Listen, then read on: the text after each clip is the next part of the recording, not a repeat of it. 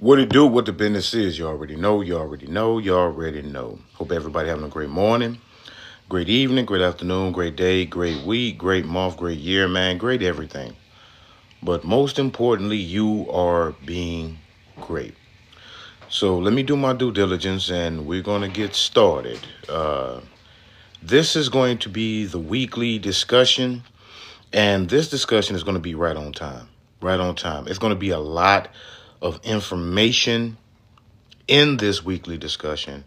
So if you want to take notes, feel free. Feel free because, like I said, this one is going to be very jam packed with information. I know this may be a little heavy for early in the morning, but this is just something to put on your mind as you go throughout your day and to contemplate throughout the week. All right. So let me do my due diligence. If y'all having a great morning, man, tap it up, tap, tap, tap, tap, tap, tap. Let's get these likes up. Share, share, share. And if you're not following me, follow me so you can be notified every time I go live. So you can get some news you can use. How you all, let me know how y'all feeling this morning. Hope all is well. All is well. So now, the theme for this weekly discussion. Oh, great rising. Good. Glad you're having a great morning. Great rising, abundant rising, wealthy rising to you all. Now, if y'all ready, just comment ready and we going to get started. Like I said, I don't want to take up a lot of your time, but this is going to be some very heavy information. Heavy, but it's not going to be so heavy where you can't take anything from it. It's going to be very, very, very informative. So if y'all ready, just comment ready and we going to get it started. The theme for this week and definitely moving forward in light of, once again, this being the year of transformation, this being the year of change.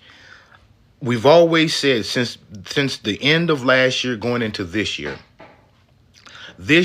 is going to be the change and the reformation of politics and religion. And if people have not seen that, now, I know a lot of people thinking that, oh, it's just because of the new inaugurated president. It's deeper than that. It's way deeper than that. This is just a catalyst for it. He's just a catalyst for it. This was going to be inevitable anyway. So it doesn't matter who was going to be in office. This was going to be inevitable. So now, since we're going into this year of transformation because of the number 9, Chinese New Year, the snake, another form of transformation, this is going to be the transformation of politics and religion as we know it. Now, if you understand this principle, religion and politics pretty much governs the people. Yes, you do have. I'm giving a little background because we gotta really put everything in context. Religion and politics do govern the people. Yes, it's a separation between church and state, but in that same essence, they both govern the people. They both.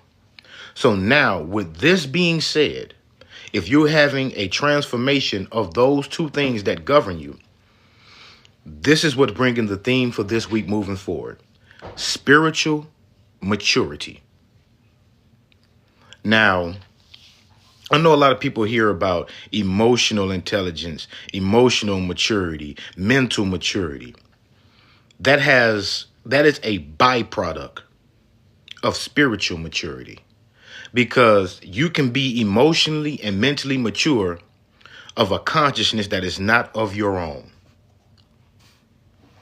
Hey, I'm telling you, brother, what's happening, brother Gian? Hey, this is finna be some real talk, because I'm bringing some information, and it's going to be very enlightening. The mental maturity and the emotional maturity are only branches of spiritual maturity. Because if you don't have spiritual maturity, meaning the maturity consciousness of self, then the only thing you're maturing in is thoughts and emotions that is not of you, that you have made a part of you and you have grown a part of it. That has become your identity. So now we need to really go back and talk about spiritual maturity. Now, the thing about this is not about to be overly religious. This is not to be none of that. I'm about to really use, it's 2 books I'm about to use. And the reason I'm using these books is because it's going to give basis of why I'm telling you politics and religion governs the people. And if you having a transformation of it, it's giving you the power. It's giving you the opportunity to place that power back into your hands. And we got to understand that these what I'm finna tell you are the governing factors. Because the reason why politics is so powerful is because it was already empowered by religion. Now, we got to look at Western religion is the birth parents of world politics. Hear me clearly. Western religion is the parents, mother and father, of world politics. Because you have to look at it. All these different religions, whether you got Islam, Christianity, Catholicism, Judaism, all these stem from the concept of Western religion. And by people in that era of the origins of these religions, they were used as tools to spearhead their political prowess and power. So now, as we went along with this prowess of power, they realized how influential religion was. So they came up with doctrines to separate state politics and the politics of religion, because they didn't want religion to supersede politics, because they understand how the religion gave birth to the politics. We're going back into an era now, not that church and state are about to be united. No, you're going back to the origins, to where now you have the direct power in your hands to govern yourself. Now, just to give you a few examples of why I'm saying this, if we look at the policies. Now, I'm not going to go ahead and talk politics all day. I'm just giving you a few examples so we can get into the meat of what I'm talking about. If you look at the politics right now that the new inaugurated president is enforcing, these executive orders and all this, that, and the third, don't get caught up in the emotional aspect of what is being done. You have to really analyze why it's being done and how it's going to affect you. People are going into the emotional aspect, but not realizing it's taken away a lot of power of the government. Things that is governing you. It's taking a lot of its power away from it. Now, a lot of people are getting disgruntled by it, because I always say this. If you give a person the power to feed you, you also give them the power to starve you. Now, with these executive orders that's coming in, it's removing the power of big government over the people. Now, a lot of people are not liking it, because with these executive orders that have been in place, the governing bodies had power to feed you.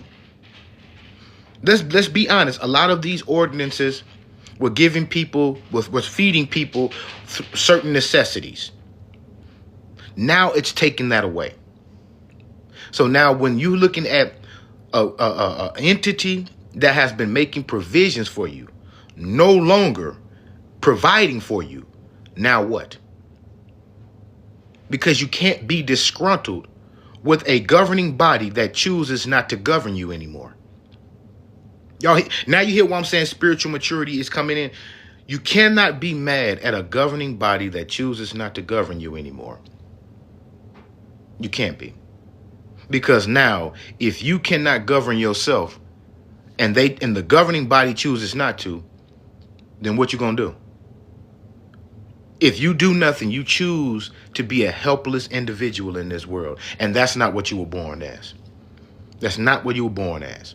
So now, the reason I'm saying all this is because the key factor in spiritual maturity And all this is you have to stop looking at yourself as a child.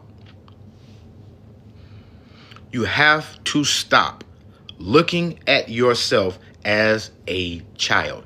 And I don't blame religion, but religion do have a healthy factor in this, because all you hear is you are a child of God. No, you are not.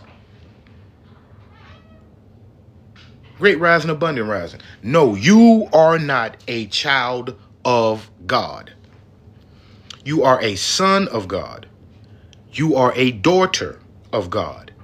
And ye are gods. But you are not children. You are not children. So now, when you go into these religious factors, that's the first thing that you are given implemented as you are a child of the Most High. You are, even in spirituality, you are a child of the light. You are a child of God. You are a child of Christ. You are a child. No, stop telling adults that they're children. Because the more you keep telling them you're a child of God, what do children do to their parents? Depend on their whole livelihood. Because as a child, what do you know?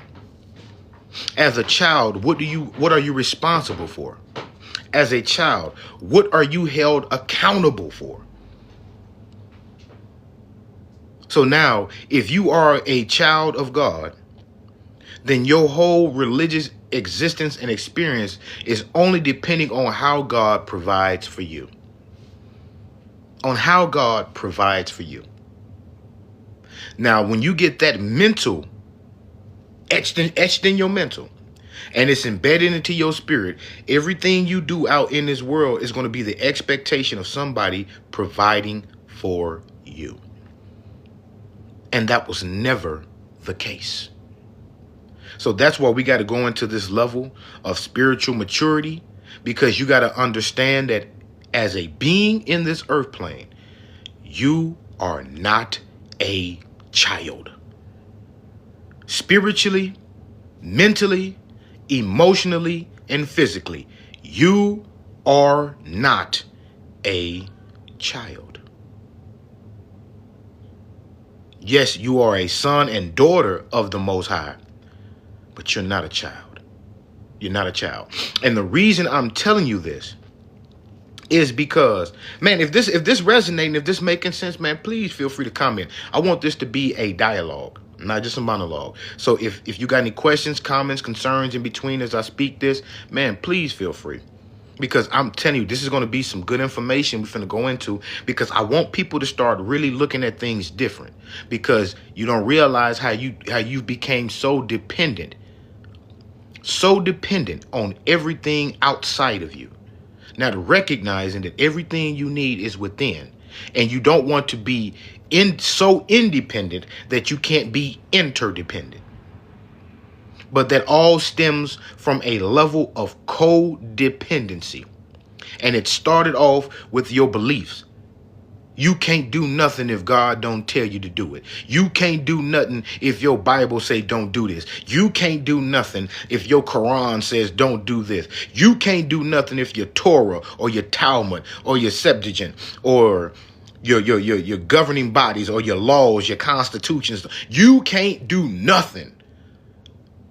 You already got the belief system that these ordinances already governs your life. And you don't even know who, what, when, where, why, and how. Because think about it like this. I could write a book today. I could write a book today and spread it throughout whatever. And hundreds of years down the line, people get my book, and it's a Bible now. So now I got people harboring on my words like, yes, this man is a man of God, devout man. He done wrote all these words. Okay, cool. You reading it, but how did that fit for you? Because one, when I wrote that book, yes, the information may be timeless, but it was for that time. How does it fit in your time? And two, when I wrote that, what was my intentions on writing it? What was the outcome that I was looking for when I wrote that? That's why we got to go all the way back to the origin. To the origin. Because me and the missus was talking the other day. And there it is, Dr. Shay Styles. Follow for all things holistic. Follow. Yoga, meditation, breath work, herbal tea blends, all that. Follow Dr. Shay Styles. We got to go back to the origins. Because I'm gonna let you know one thing right now. Adam and Eve were children. If you believe this, say yes or no if you're in agreement. Adam and Eve were children in adult bodies. If you believe that, say yes. If you disagree, say no. I mean, I just want to see what's the consensus right now, because I want to make sure we all on the same page. Because if I got to further explain it in any angle, I want to know what angle I need to take with it. You know what I'm saying? But do you believe Adam and Eve were children in adults' bodies? Say yes. Yes. Adam and Eve were children in adult bodies. And the reason I'm saying that is it just began my spiritual journey, not sure yet research. And that's cool. That's great. Like I said, I'm not here to conform anybody. I'm not here to change anybody's faith, belief system, or religion. I just want to throw some information out there so you can really look at it totally different and understand it for yourself. Because you always getting pumped one angle, but it's not giving you the double edge nor broaden your perspective of this whole entirety. So now, think about it like this. Even though Adam and Eve did not have, in the Bible, according to the Bible, did not have a natural birth, were they not created in the same manner as a child? They came into this world knowing nothing. Nothing.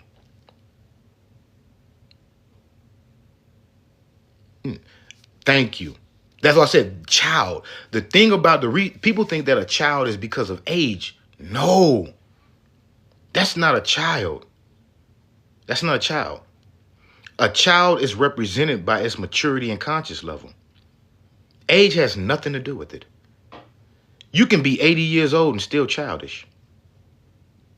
You can be a child in your elder years. It's the maturity level of your consciousness. That's why you have some so quote unquote children today that is highly elevated and wise. Because their maturity level is higher. They was born with a heightened maturity level. And they got more sense than some adults out here. Let's be real. They got more sense. But the only thing that you consider them as a child, because on a worldly aspect, they have not seen nor experienced, nor are being held governmentally responsible for themselves. So politically, they have been granted a certain age of clemency. If y'all haven't noticed that, I say great rising, abundant rising, wealthy rising. By government and political status, a child is not responsible for itself until it's 18. So that's why people consider those who are 18, 17 and younger as children. You ever heard your elders, you'll be 19, 20, 21, they say you still a child? They're not talking about your age. See, the government looks at your age. But wisdom look at your maturity level.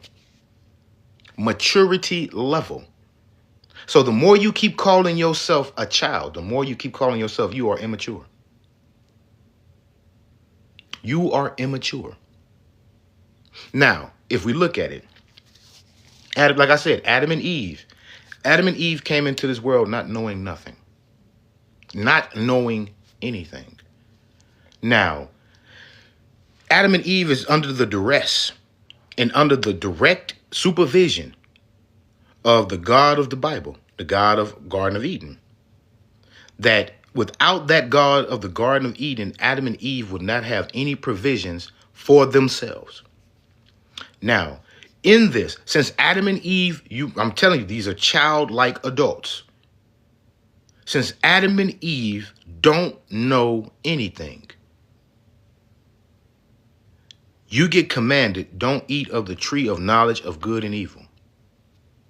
So now, I said, you look at the beginning, you'll see the end. Now, why would you want some adults to be children the rest of their days? Because if you don't know nothing, then you can depend on me. And as you depend on me, I have full control and governance over you. So now you may be physically mature, but mentally, emotionally, and definitely spiritually, you're immature. Because as a man thinketh, so is he. But Adam and Eve don't know nothing. So what are you thinking? Only what you're being told and taught.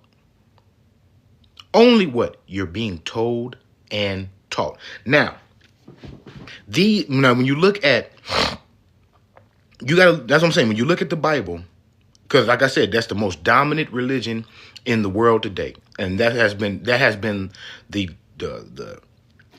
tool used to build the consensus of the mentality and belief system of the world.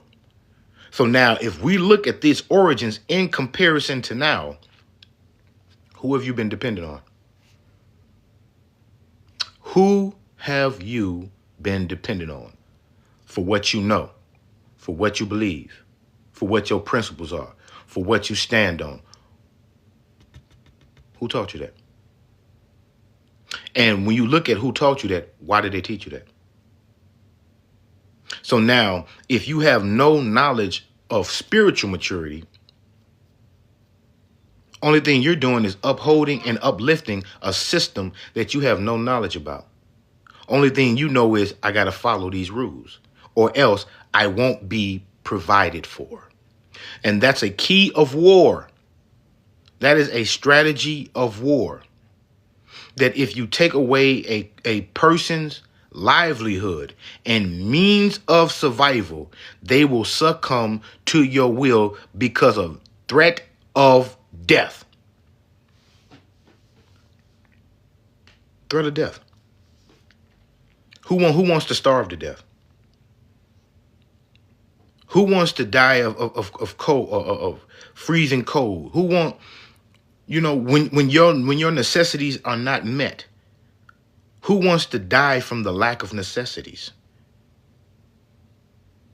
Especially, see, that would be my mom to start traditional church. And see, the thing about this, and this is why I got to say and this is also part of spiritual maturity. We can't blame our parents for what they didn't know. That's key. We cannot blame our parents, nor their parents, for what they did not know. Because if you didn't know, they damn sure didn't. But when it comes to spiritual maturity now, if you recognize that you need to know something that you were not taught, at that very moment, it's your responsibility to know it. So how mature are you to go learn the things that you know you do not know? Especially when it gets presented to you that you don't know it. In the form of experiences, in the form of setbacks, in the form of occurrences. When it presents itself that you do not know, spiritual maturity kicks in. It kicks in right then and there. Now you can be mature and start learning those things, which is going to be a benefit to your life, or you can be immature. Ignore it. And that spiritual immaturity is what hurts you, because now you're making somebody else responsible for something you need to know.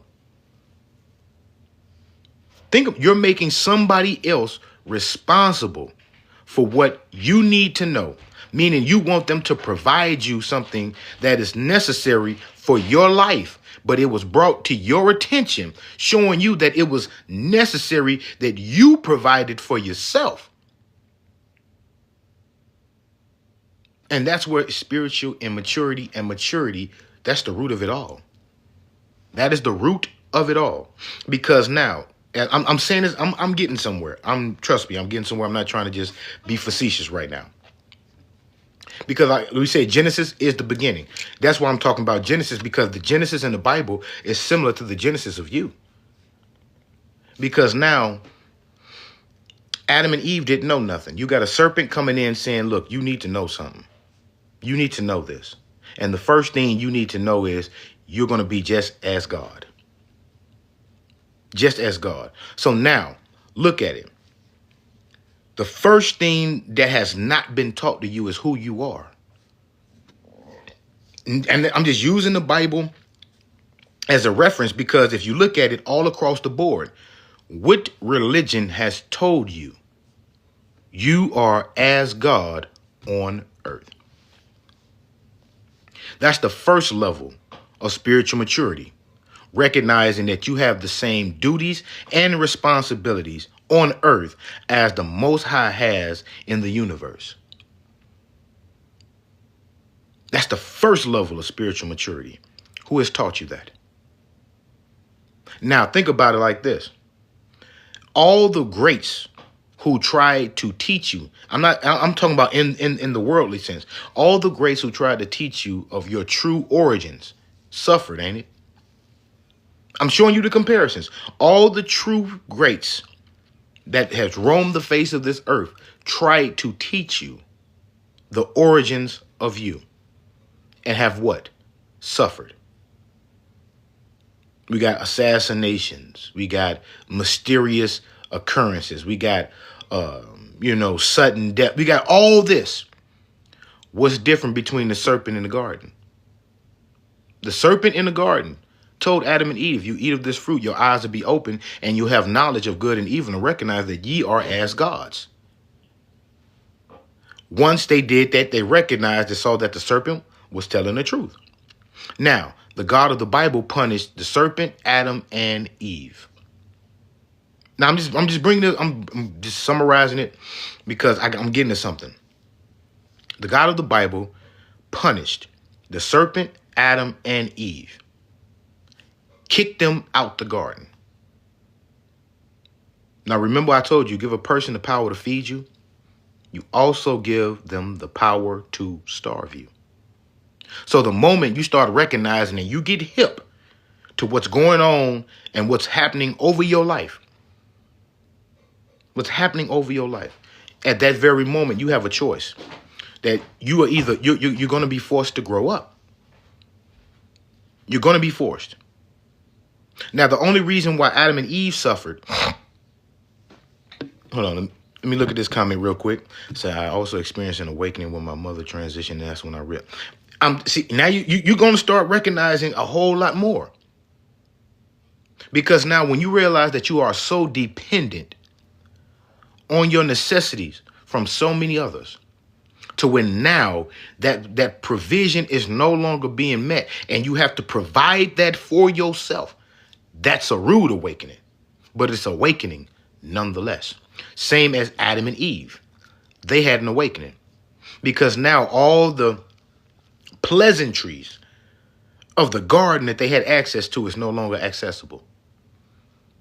All because they chose to go against somebody who wanted to have control over them. And I'm not trying to knock it, but if you go to your Bible in Genesis, it shows you. Because after Adam and Eve got put out the garden, I can bring it to you right here. Matter of fact, I will read it to you. Like I said, I got the Bible right here. This is one of the books I'm going to come from. That happens to people in that's why I said we're going back to the origins, because the number 9 means endings.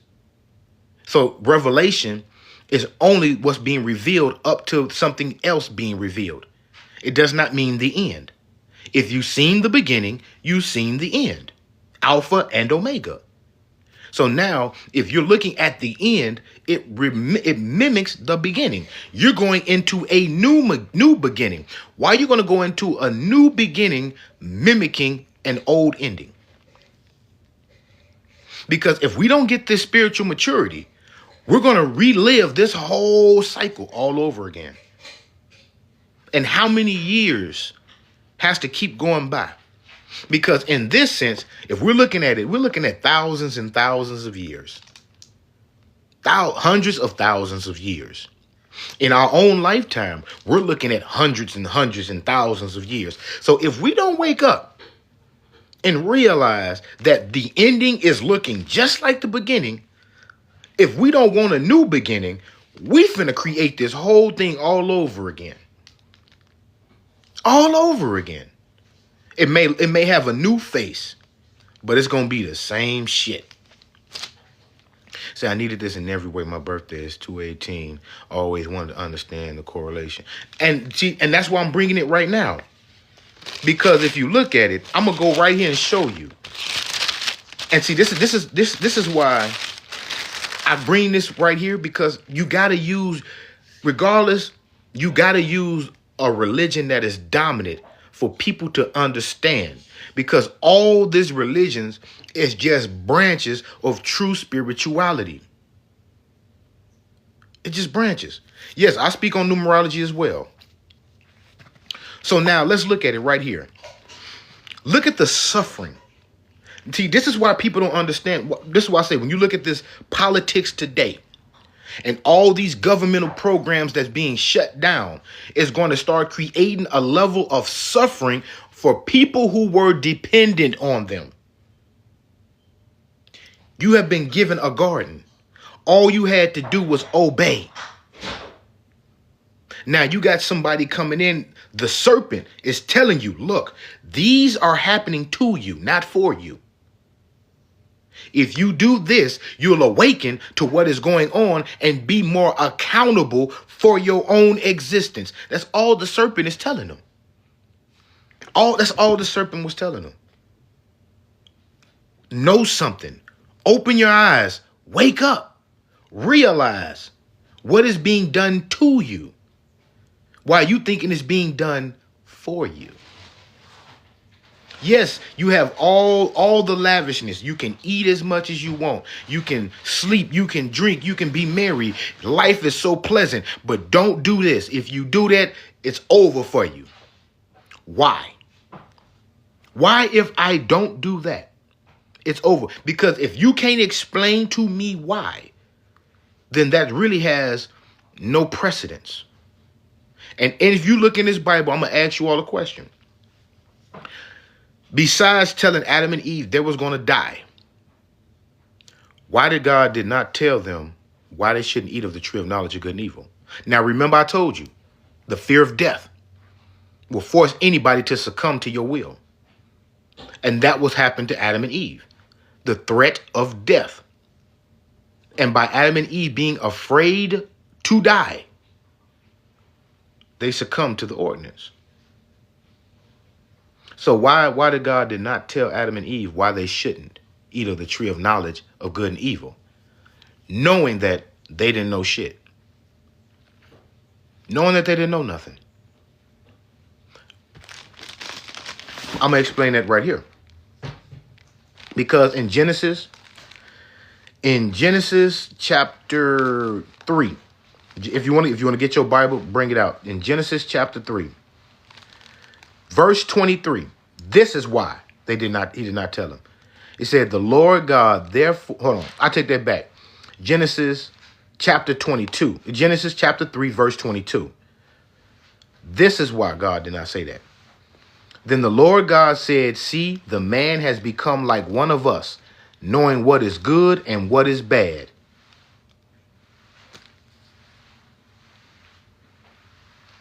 This is why God did not tell Adam and Eve who they were and why they should not eat. Because if you tell them why they should not eat the tree of fruit of knowledge and good and evil, they would recognize, oh, it's something you're hiding from me. It's something you don't want me to know. And to keep me in line so I don't know it, you made me afraid to partake in that by the fear of death, meaning that I will no longer be provided for. I will no longer have my necessities met. I would have to fend for myself. And you know I don't know shit. All in that one little phrase. After Adam and Eve ate of the tree, they said, look, see, the man has become like one of us, knowing what is good and what is bad. That's the only thing that separates you from being God. Yes, you are made in God's image, but if you don't know it, you can't live it. Spiritual maturity. If you don't know how you are God in the flesh, then you are not it. If you don't know why you are God in the flesh, then you are not it. That's why it's so easy to negate that from you and call you children of God. Because now if I keep calling you children of God, I can rest assured you're going to be spiritually immature for the rest of your days. You would never operate outside of my mandates. Long as you follow what I tell you, and I keep knowing that you are spiritually immature by considering yourself a child in the spirit, then I don't have to worry about you. You're going to be reliant and you're going to be dependent because I am the one providing. I'm providing your necessities. I'm providing your information. I'm providing your livelihood. I am the sole provider of you. I am your parent. I am your father. I am your mother. Long as you stay in long as you stay in a child's place. How many times you told your kids that? Stay in a child's place. That's the same thing that religion been telling you. Stay in a child's place. That's the same thing politics has been telling you. Stay in a child's place. But you don't like that shit when you're an adult, don't you? You don't like that. No, I'm good and damn grown. You can't tell me. Oh shit. Well, the Bible told you. The government told you. How come I can't tell you? You letting everybody and their mama tell you what to do. How come I can't? Oh, well, because you feel we equal? You feel they got more seniority? Yes, because they threaten your livelihood more than I do. Because if I was to threaten your livelihood, you'll listen to me the same way. You seeing me being punished just as much as you are. So you recognizing that we in the same boat. But if you can recognize we in the same boat, what is telling you, what is making you think what I'm saying is something wrong? Because if you go with what I'm saying, now you put your livelihood in danger. You see how spiritual immaturity has you thinking? Oh, if I go along with what he talking about, or if I go along with what she talking about, shit, I'm going against the grain. And life is good right now. I ain't got to worry about, I ain't going through the shit he going through. I ain't going through the shit she going through. She saying this the truth. Hell, they suffering like a motherfucker. Ain't you suffering too? It's just that now you got more privilege. Because you choose to follow along what's been mandated to you instead of you following the truth. And the truth is not coming from out here. The truth coming from within. And that's why I had said earlier, those who try to make you aware of who you are suffers the most. But see, they made it in this society that those who suffer don't be like them. But you don't know why they're suffering. You don't know why they're struggling. So now Adam and Eve is seeing the serpent being punished. You got to crawl on your stomach the rest of your life. And people are like, well, I don't want to be like the serpent. Well, hell, you Adam and Eve too. You suffering too. Because y'all, Adam and Eve, even though they saw the serpent, suffered the most. Are you or are you not being kicked out of a garden that was meant to control you? The only thing you seeing is that when I was in this garden, it was providing for me. I didn't have to work for nothing. I didn't have to beg for nothing. I was given everything I needed. That's why it's an ancient proverb that say you spoil a spoiled child becomes an adult that is good for nothing. A spoiled child becomes an adult that is good for nothing.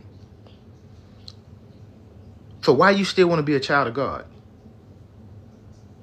Because even on the religious sense, being an adult, calling yourself a child of God, you are good for nothing. You don't recognize your maturity level. You haven't stepped into your power yet.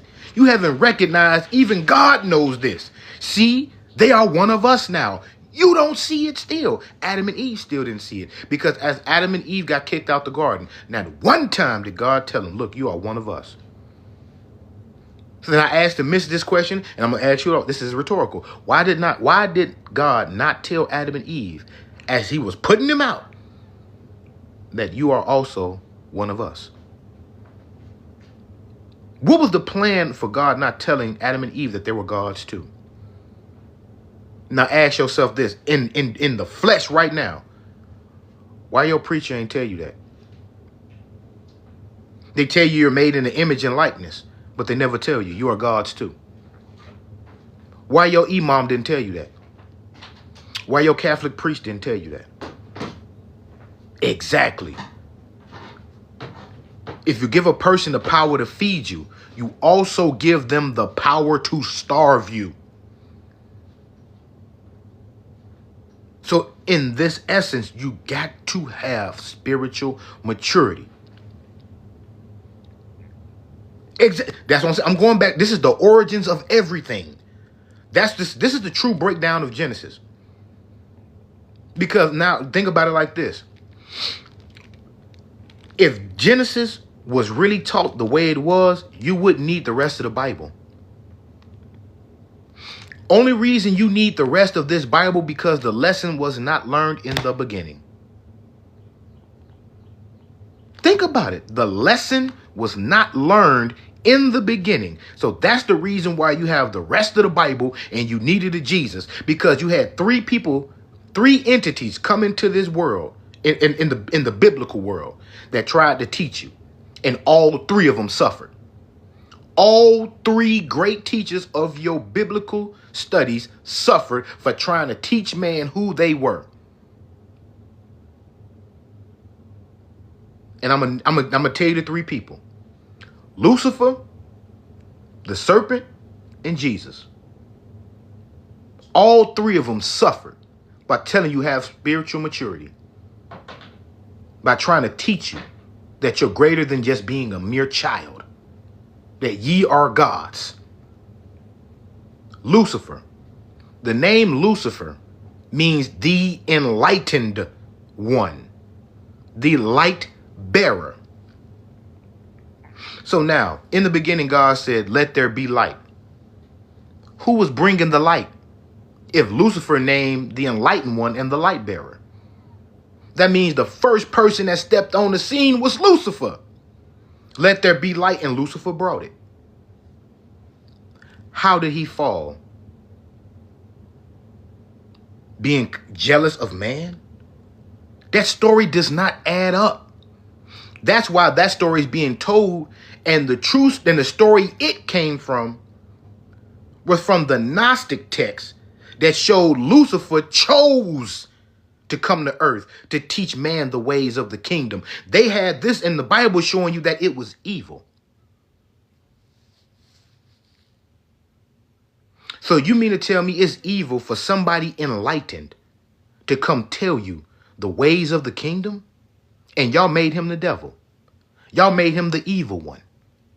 Religion made somebody to teach you about you and how the universe operates and how you operate in it. They made it look evil. And the name has nothing to do with evil. The name tells you higher consciousness, the enlightened one. So now you have Lucifer being painted with a false narrative that it fell from heaven because it did not want to bow down to man. Not telling you that it tried to teach man. The same way that the serpent in the tree tried to teach Adam and Eve. So now you got a fallen angel, which that's a false narrative. That you got an angel chose to descend into the earth plane to teach man higher and greater ways.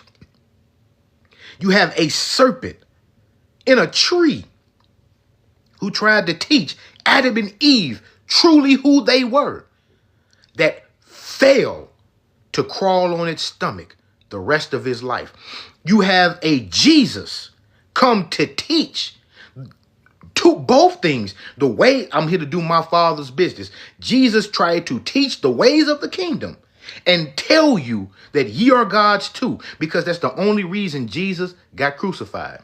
Not because of the things he's done, not because of the miracles he performed, none of that. The only reason they crucified Jesus because they said he blasphemed, making himself as God. And they crucified him.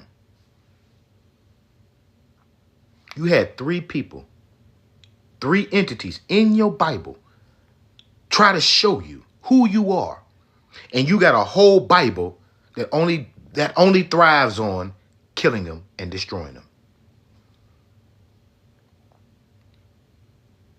If that makes any sense, talk to me. Let me know. You got a whole Bible that transforms your mind, that's saying that the death of all of them was valuable. Think about it. Everybody is waiting on that great day for the devil to be thrown into the pits of hell to burn for eternity. And if it wasn't for Jesus dying on the cross and being resurrected, you wouldn't give a fuck about Jesus. Am I lying? Am I wrong?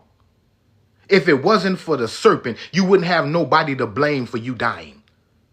If it wasn't for the Eve listening to the serpent, man wouldn't have nobody to blame. If it wasn't for the serpent, Eve wouldn't have nobody to blame.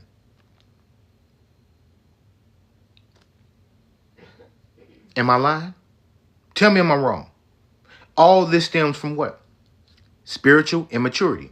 Because what I say, as a child, who are you responsible for? Nobody, not even yourself. How is that with like Osiris Hmm? and Set? Osiris and Set. Well, that goes into with Osiris and with Osiris and Set. That goes into the irresponsibility of self. Because now with that spiritual immaturity, it breeds as an adult jealousy and envy. Because now you're wondering how the empowered operates at a level and magnitude they do because you have fallen. The moment that you do not have control over your surroundings, it leaves a gaping gap to show you how you do not have control over yourself.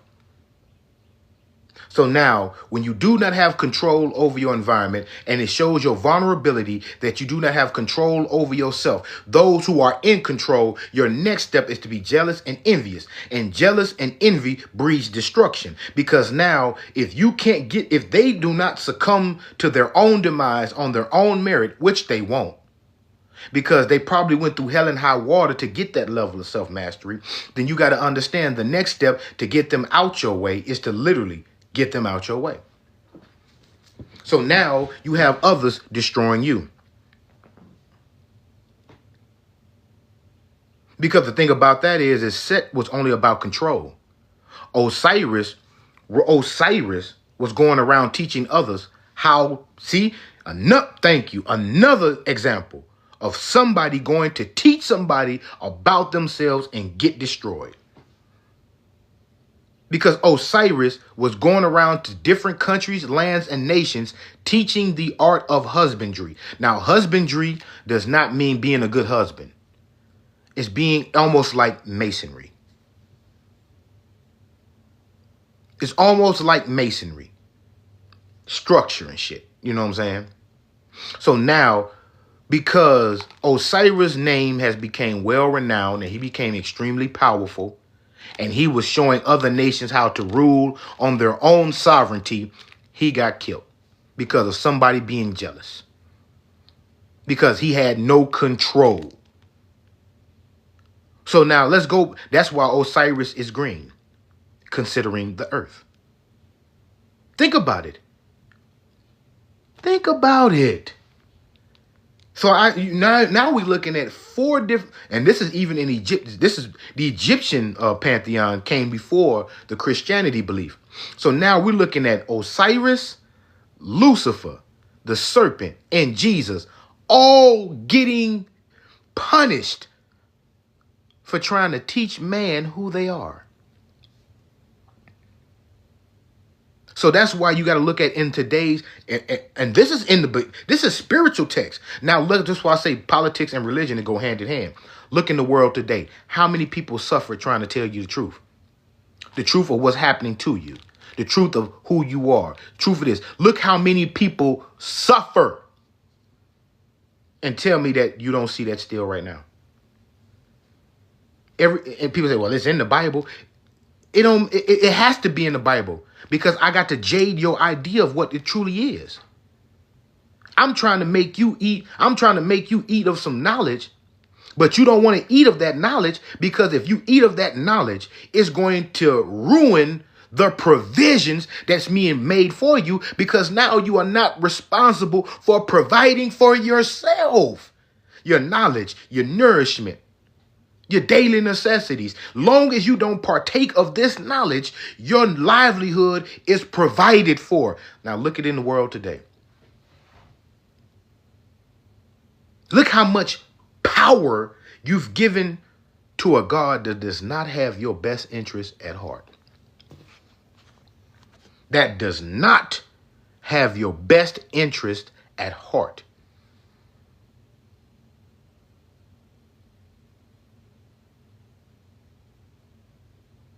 Do you think I'm lying? I didn't even finish it. Because I'm going to say this because I got some other things I got to talk about. But I wanted to bring this basis up so we can understand it. Just in your Bible, you can go to like I said, go to Genesis chapter 3, verse 22. Then, okay, cool. Okay, cool. Hey, Matt, soon as I get finished, man, with this, you'll be the first one, the second one, because I got somebody coming in.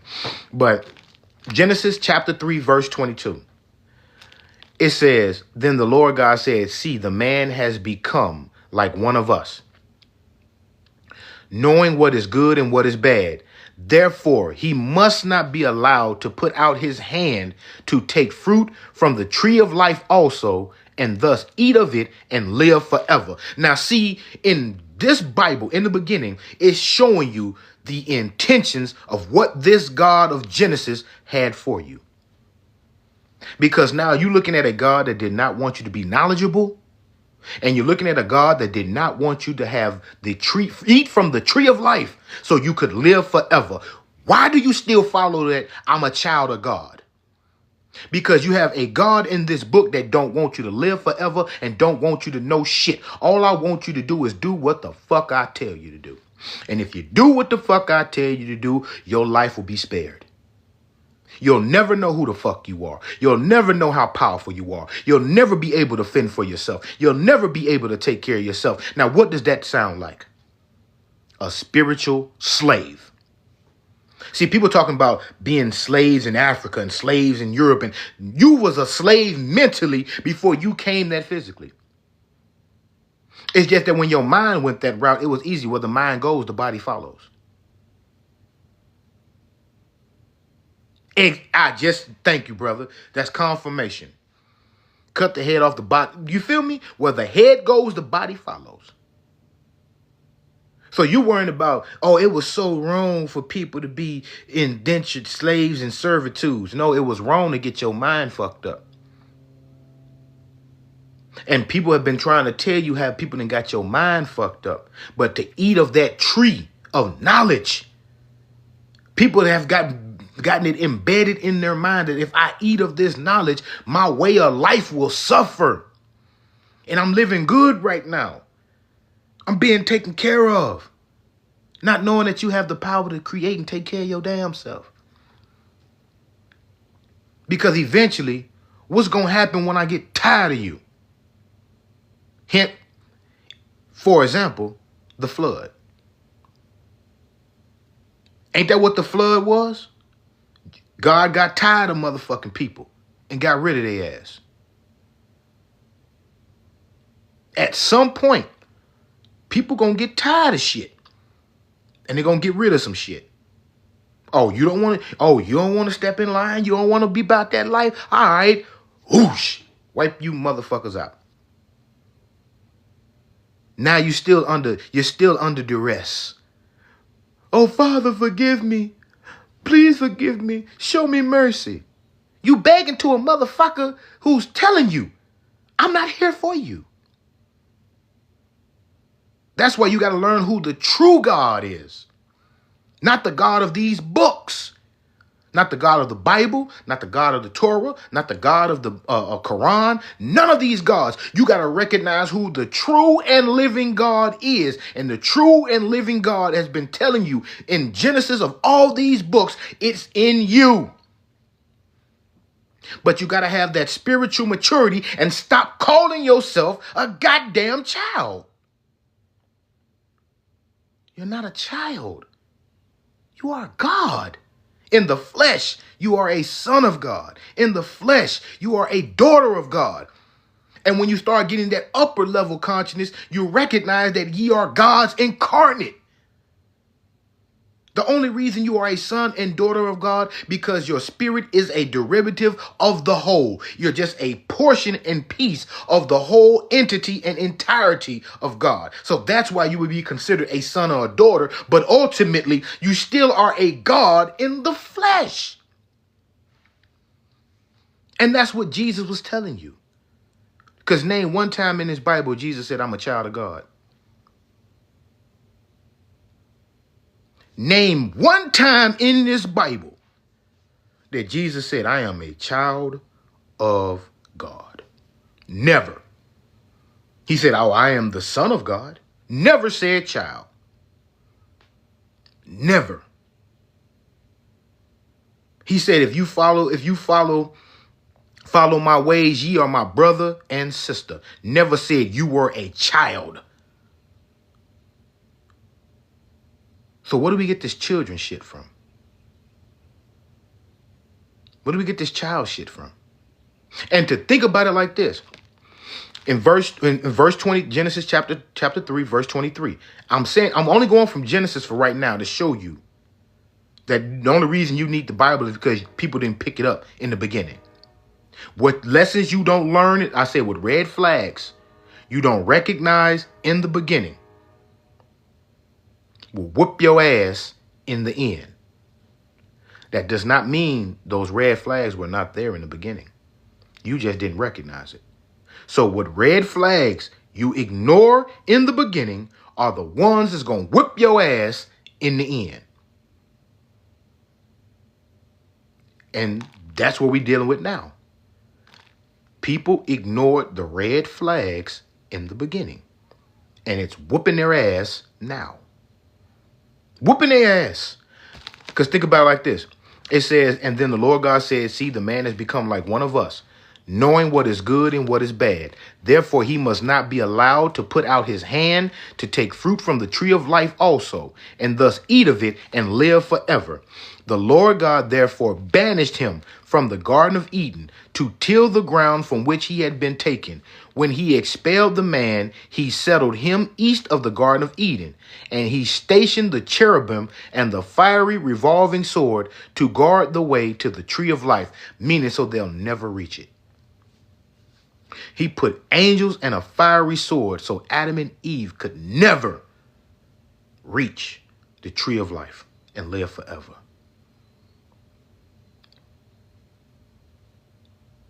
You tell me, you give a person the power to feed you, you also give them the power to starve you. Now, now ask yourself this. Like I said, I'm not here to change your religion. I'm not here to change your faith. I'm not here to change your belief.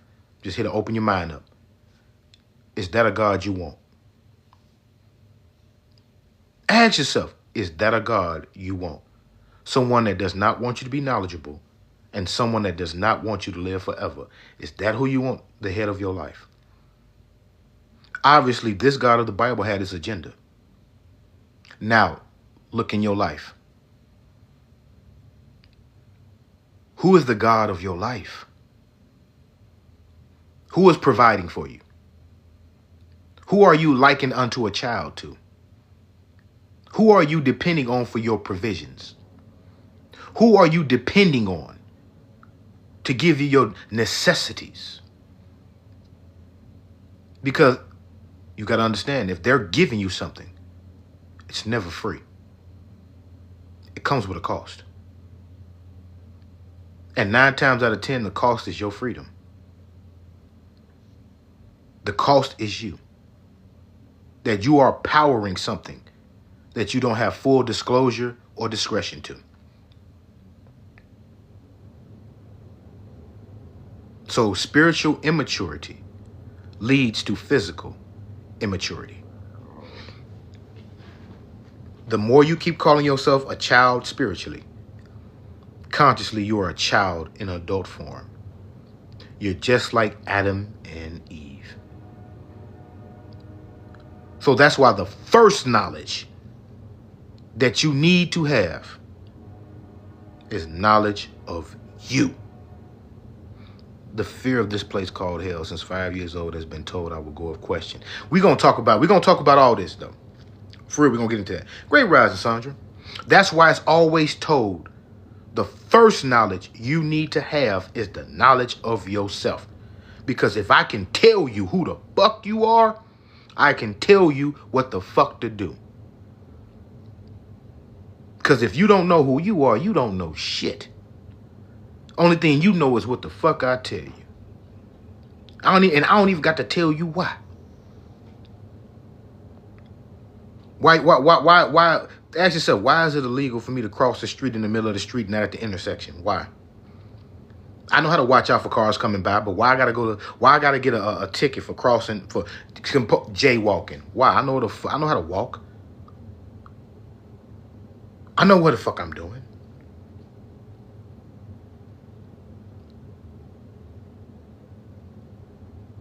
How come it's a law that if I take some, how come it's a law that if I take something out of a store, it's called theft? But if a company takes my life savings, it's called bad business. I go to jail for 30, 60 days for theft out of a store. But these companies only get a fine for stealing my life savings and my pension. It's stolen. Come on now. Come on. And to take it to a whole nother level. If you telling me in the Bible that Jesus has died for my sins, then why am I going to jail for it?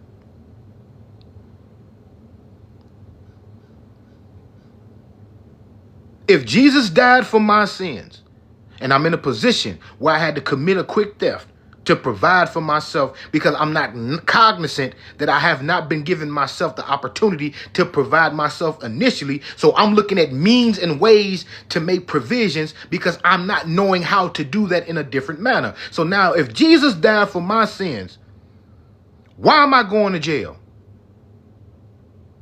Why am I getting arrested? Why?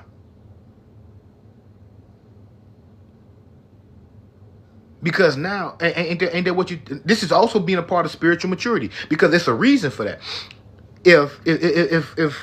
If I'm such a child of God, and children are known and prone to make mistakes, and it says God chastises the ones He loves, then why are you disciplining me in the physical form when my Heavenly Father chastised me? And my brother in Christ died for my sins. So why are you punishing me? That's what spiritual immaturity will have you thinking.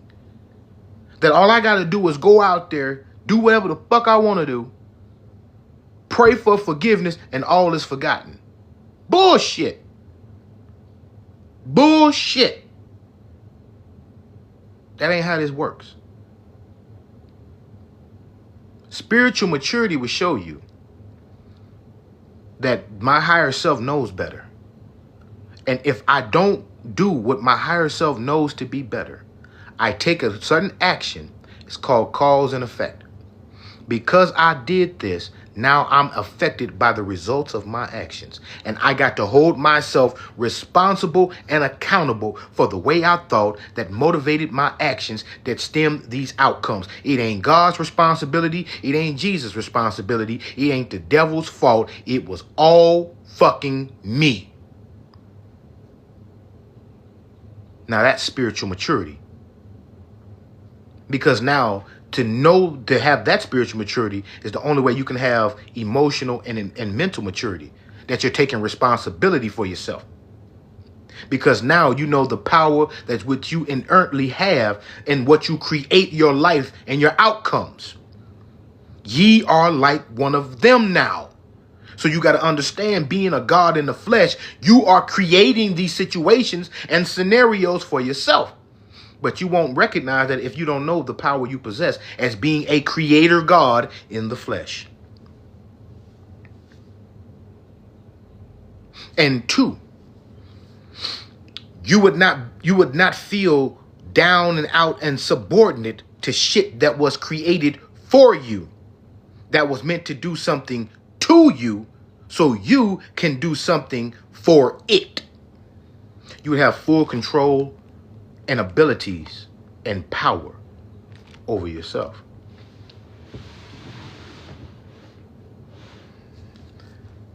You wouldn't have to worry about people blackballing you. You wouldn't have to worry about people outcasting you. You wouldn't have to worry about people shutting you out. You wouldn't have to worry about people cutting off your necessities. You wouldn't have to worry about people shutting off your supplies. You wouldn't have to worry about shit because you have created a garden for yourself. You are responsible for you and yours, and you're teaching yours the ways of the kingdom. You're teaching yours how to be knowledgeable. You're teaching yours about life everlasting. You're teaching yours about love, loyalty, honor, humility, trust, integrity. You are empowering your people instead of enslaving them mentally, that'll physically lead them to the same outcome.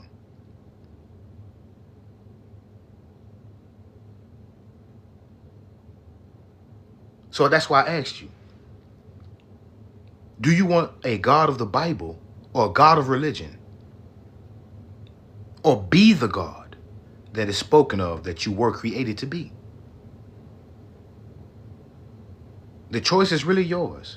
But you won't get to that level if you keep having that childlike spiritual mind first.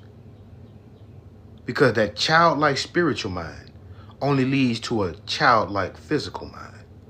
And that childlike physical mind leads to a childlike emotional mind. So now with that childlike intelligence, childlike emotions, what are your actions going to turn into?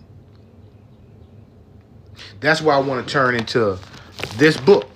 I'm in the Bible. If you got yours, I'm going to take a little break as I turn the pages. Let me know if this is resonating so far. Let me know your thoughts. Please, please. I don't want it to be just one person. If it's making sense, if it's resonating, please let me know. Talk to me a little bit. Let me know if it's making sense. Cause I'm gonna go. Cause this is now we finna go into the New Testament. We're going to go into the New Testament. Say yes, it's resonating. Absolutely. This is a whole class. Man, thank you so much. I appreciate it. That's why I said this is actually just a weekly discussion. See, this is how I'm gonna be honest with you. This is how your pastors, preachers, priests, imams, this is how they're supposed to talk to you. It said, we are God, then why diseases and such hardships? Because you suffer from not knowing. Disease of the body is dis-ease of the mind. People perish from the lack of knowledge. If people knew the roots of these diseases, you'd never have these diseases, because there wouldn't be a dis-ease in the natural order of your being. You would know what to put in and what was going to come out. So that's why people have these diseases. The reason why people have hardships, because they don't know no better on how to make it easier for themselves. And once you recognize how to make it easier for yourself, you're going to start recognizing that you are taking power away from somebody else's agenda and somebody else's intentions for you. So they begin to make it harder for you. Like I said, when you start to empower yourself, opposing forces start making it harder for you. They want you to suffer because now you are making them suffer by not empowering and enhancing them. So that's why people perish from the. It tells you all this in the Bible that is cursing you. The same Bible that's telling you you are gods is telling you you ain't shit. See, the thing about that is this religion, I keep telling people, it's a double-edged sword. And you have to master both edges. So you're looking at the physical nature of man and the spiritual nature of man. This book is the biggest contradiction, but the most beautiful essence of unison in duality that you'll ever get. So that's why when people start saying, oh man, fuck this Bible, man, you better go back and pick that motherfucker up. Because you're going to realize how it's going to fuck you and how it's going to save you. The same way with the Quran. You're going to realize how it's going to fuck you and how it's going to save you. Any religion is going to fuck you and save you if you know how to read the double edge with mastery. But to read it with mastery, it takes spiritual maturity. And you got to stop calling yourself a fucking child because you're going to have this Bible be your mother and be your father with an intention of a God to enslave you mentally, to have you obey physically for some shit that's not going to work out for you. In the end, you still going to fucking suffer. Once you realize that everything you've been taught, bred to do has been a goddamn lie. Because that's the reason why Adam and Eve was never told by God itself that, look, they are one of us now. So I can't have them know that shit. So that's why I put angels and a fiery sword at the gates to guard so these motherfuckers never come back or attempt to come back to realize the truth of why they here. I don't need these motherfuckers to know because the moment they do, I am no longer important.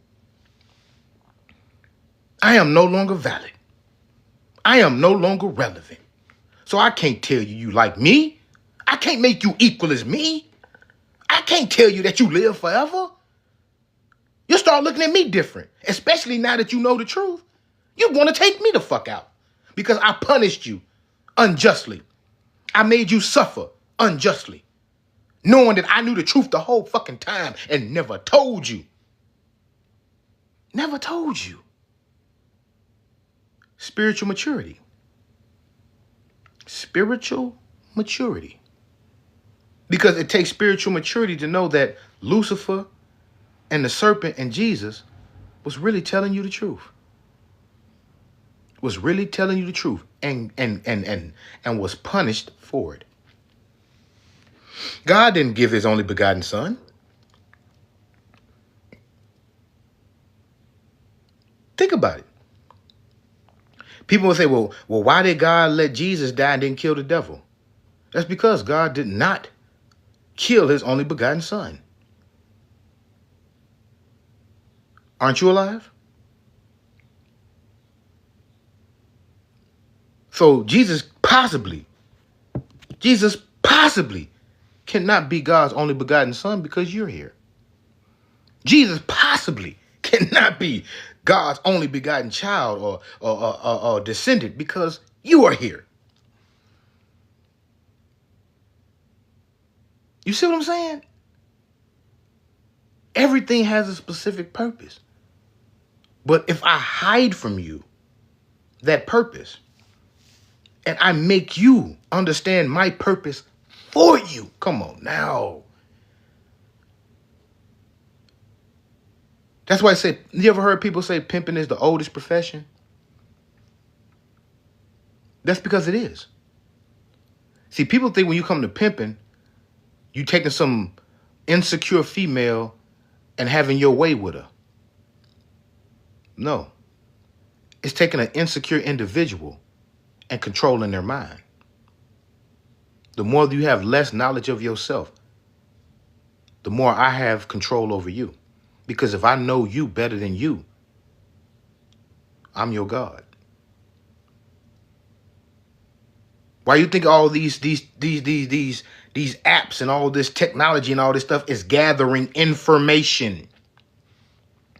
Because if I know more about you than you recognize about yourself, then I have ultimate power over you. I know you better than you. Ain't that what it says in the Bible? God, know me better than I knew myself.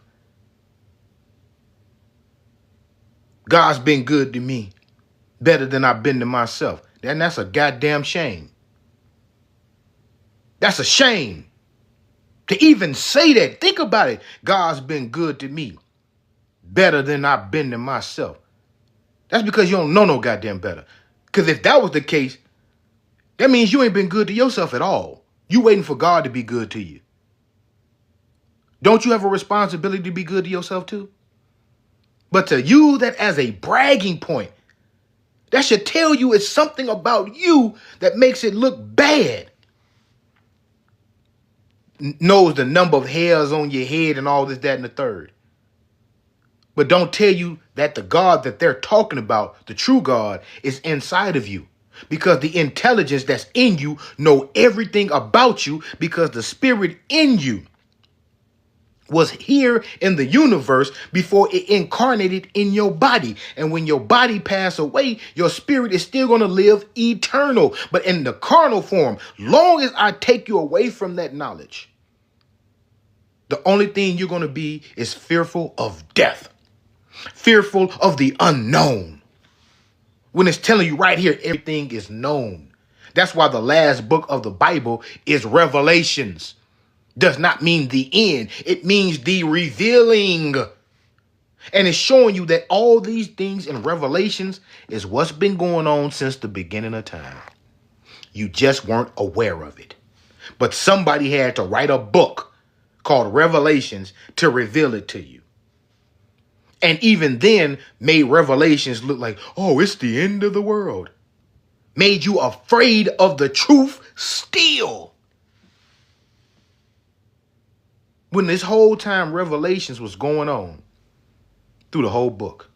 So how you going to be afraid of being revealed the truth when the truth has been in your face the whole fucking time? The whole time.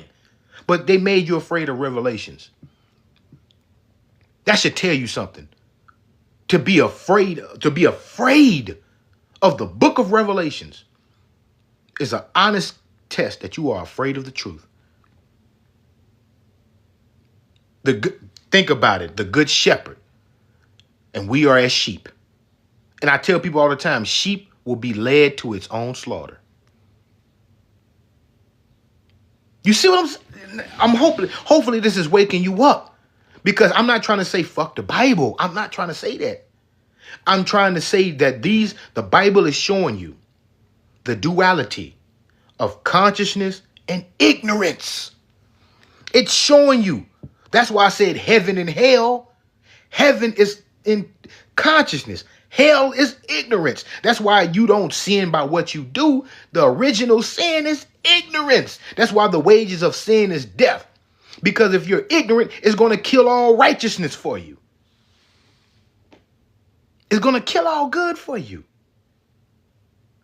Heaven and hell is ignorance and consciousness, intelligence and foolishness. That's all it is. Because that are the states of energy. That's why I said I want people to understand this fully. That's why I don't want to go so deep. I know it's deep enough, but I don't want to get people lost, because if you understand this, you'll start growing a spiritual maturity to where now it will transpose into mental and emotional maturity that's going to lead you to having actions that are more mature, that's going to be more beneficial. Now, it's an importance for the childlike, but it's not in your mind and it's not in your actions. I'm going to get to that. You have to have a childlike state, but it does not go into your spirit, mind, emotions, and actions. It goes in a different direction. The childlike goes inward, not outward. The childlike, it opens the door to inward, not outward. That's what it means by children are the keys to the kingdom. The kingdom is not out there. The kingdom is in you. So if you want to have the keys to the kingdom, then you have to have that childlike innocence, purity, humility, trust, meaning that childlike curiosity to know is what's going to lead you within. And you're going in with a certain level of humility, meaning respect. You humble yourself to the spirit, not to shit out here. That's why I tell people, you don't humble yourself to people. You humble yourself to wisdom. Because wisdom can come in many forms. It don't matter if it's a child or an elder. It doesn't matter if that person is poor. It does not matter if that person is rich. You humble yourself to the wisdom, not to the fucking person. Because the wisdom is the spirit of the individual. The same way you humble to your spirit. The wisdom of you. So that's why children are the keys to the kingdom, because you have to humble yourself to recognize that your spiritual man is greater than your physical man. Because if it wasn't for the spirit man, the physical man wouldn't exist. So that's why you have to have that childlike energy to enter into the kingdom of you, because it's a certain level of innocence, curiosity, and humility that is needed to adhere to your own spirit. Childish is not saying in action. You become as a child when you begin to learn as yourself.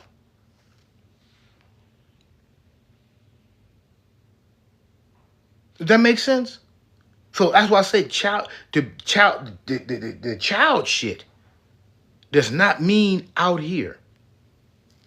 What's up, Nev? What's happening? That child shit don't mean shit out here. And the reason I'm saying that is because we're going to go into 1 Corinthians chapter 13. Verse 11. And I know people heard this before, but it's going to sound different now. It's going to sound a whole lot different. If we go to verse 11, it says, when I was a child, I used to talk as a child, think as a child, reason as a child. When I became a man, I put aside childish things. So let me read this one more time. Hey, bet. I'm going to read it one more time. It says, when I was a child, I used to talk as a child, think as a child, reason as a child. When I became a man, I put away childish things. So now if you know in the physical, you got to grow up. If you know in the physical, at some point you got to grow up. Here, it's 1 Corinthians chapter 13, verse 11. It's 1 Corinthians chapter 13, verse 11. And I'll read it one more time just in case y'all didn't catch it. When I was a child, I used to talk as a child, think as a child, reason as a child. When I became a man, I put aside childish things. Now, think about that. If you listen to what it said, what stopped it from being a child? This is in 1 Corinthians. The way it thought different. It said the way I talked, the way I thought, the way I reasoned. But when I became a man, that means when I grew up mentally, I put away that childish shit. So that's what I'm trying to tell you. You're not a child because of your age. You are a child because of the way you think. Because now when you have spiritual maturity, it won't allow you to think as a child. It won't allow you to be dependent on knowledge of others. It won't allow you to make other people responsible for your growth, for your necessities, for you'll think different. You start putting that old bullshit away. You won't look at shit different. You won't want to be around things. You don't, because if it reflects Any level of immaturity, you don't have anything to do with it because you know what it leads to. You know what spiritual immaturity leads to. Ignorance. And the wage, and if, listen, ignorance is the original sin, and the wages of sin is death. So now, if spiritual maturity leads to ignorance, which ignorance leads to sin, then that means that sin of ignorance, because of that spiritual immaturity, is leading you where? Death. Kill off everything for you. And hopefully it doesn't get so bad it kills you. You see what I'm saying?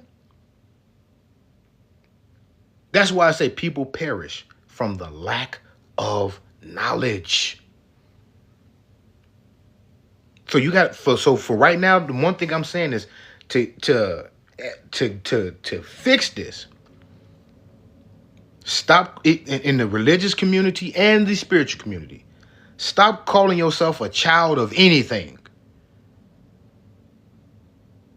Unless it's a certain mental capacity or level that you feel you are not on, you can say, yes, I'm a child in that aspect. I'm maturing in it.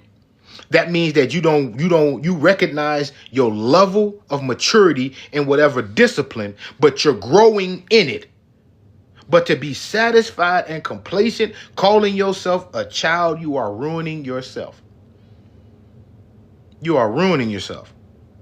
That means you have no intent of ever growing the fuck up. You'll never spiritually grow the fuck up. You'll never spiritually grow the fuck up. Because now if your internal belief system is based on depending on some goddamn body, as within, so without. And that's the difference between masters and servants. Servants depend. Masters know they have dependents. Now, what type of master you are depicts your level of maturity. Because now you can have forced dependence, or you can have people who voluntarily depend on you because of what you as a master provide. But you are not forcing anyone to be under your provision. That's a true master. That's a true master. I'm not forcing you to depend on me. I actually wish that you don't. But I know that I provide a certain means that will assist you in making provisions for yourself. It's just human nature over time. If I get accustomed to being provided in this manner for, I'm a creature of habit. I'm going to keep coming back because I know that's where I can get it from. But I am not forcing you. I'm not giving you the threat of death, making you to adhere to it, me exerting control over you. I really want you to have control and mastery of yourself. Now, it's only true masters can do that. Only true masters can do that. So that's why self-mastery is so important. But you don't get to self-mastery until you recognize the level of consciousness you are at with self. And the more you keep telling yourself that you are a child spiritually and religiously, you'll never grow into it. You'll never mature because you are complacent, content, and satisfied being a child internally. And as within, so without. Just as the physical body has to mature, the spirit body has to as well. That's what you call evolution. Evolution of the spirit is only maturity. Maturity of the spirit is evolution. Maturity of the mind is evolution. Maturity of the emotions is evolution. Same way as the body grows and matures as well. Everything has to grow, evolve, and mature. Everything. So that's why I had to bring this into it. I'm going to read it one more time. When I was a child, I used to talk as a child, think as a child, reason as a child. When I became a man, I put aside childish things. And that's why this has to be spiritual maturity, because it's time to put away these childish things. These childish things of religion. These childish things of the Bible, these childish things of the Quran. We have to put these childish things of spirituality. It's time to put away these childish things, because even in spirituality and religion, we are still grown adults falling in love with fairy tales. We all love a great story. We all love the illusion and fantasy, the lack of accountability. Lack of responsibility, lack of growth, ultimately leads lack of maturity. So now, with that being said, I'm gonna go to it. I got some more verses in here, and I'm gonna say this. I'm showing you what the evolution of spiritual maturity look like. That's why I'm coming with. So people can't ever say, "Well, Skip just talking at his ass." No, I'm backing everything up that I'm saying from your Bible. I'm not twisting it, because the verses I'm giving you is confirming itself. So you can't say I'm just taking Lord's name and Lord's word and twisting it and shit. No, you hearing it straight out the book. And I'm not giving it no false interpretation. I'm using it literally. Especially from what I told you in Genesis chapter 3, verse 22. Showed you the intentions of your God in Genesis.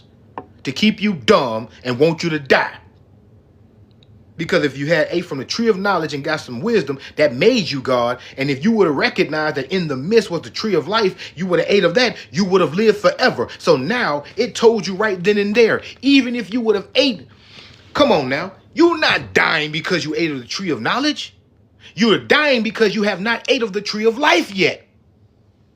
So all essence, this God in your Bible lied to you since the beginning. Now, if you understand that this Western religion is what's leading you, start recognizing how you've been lying to yourself.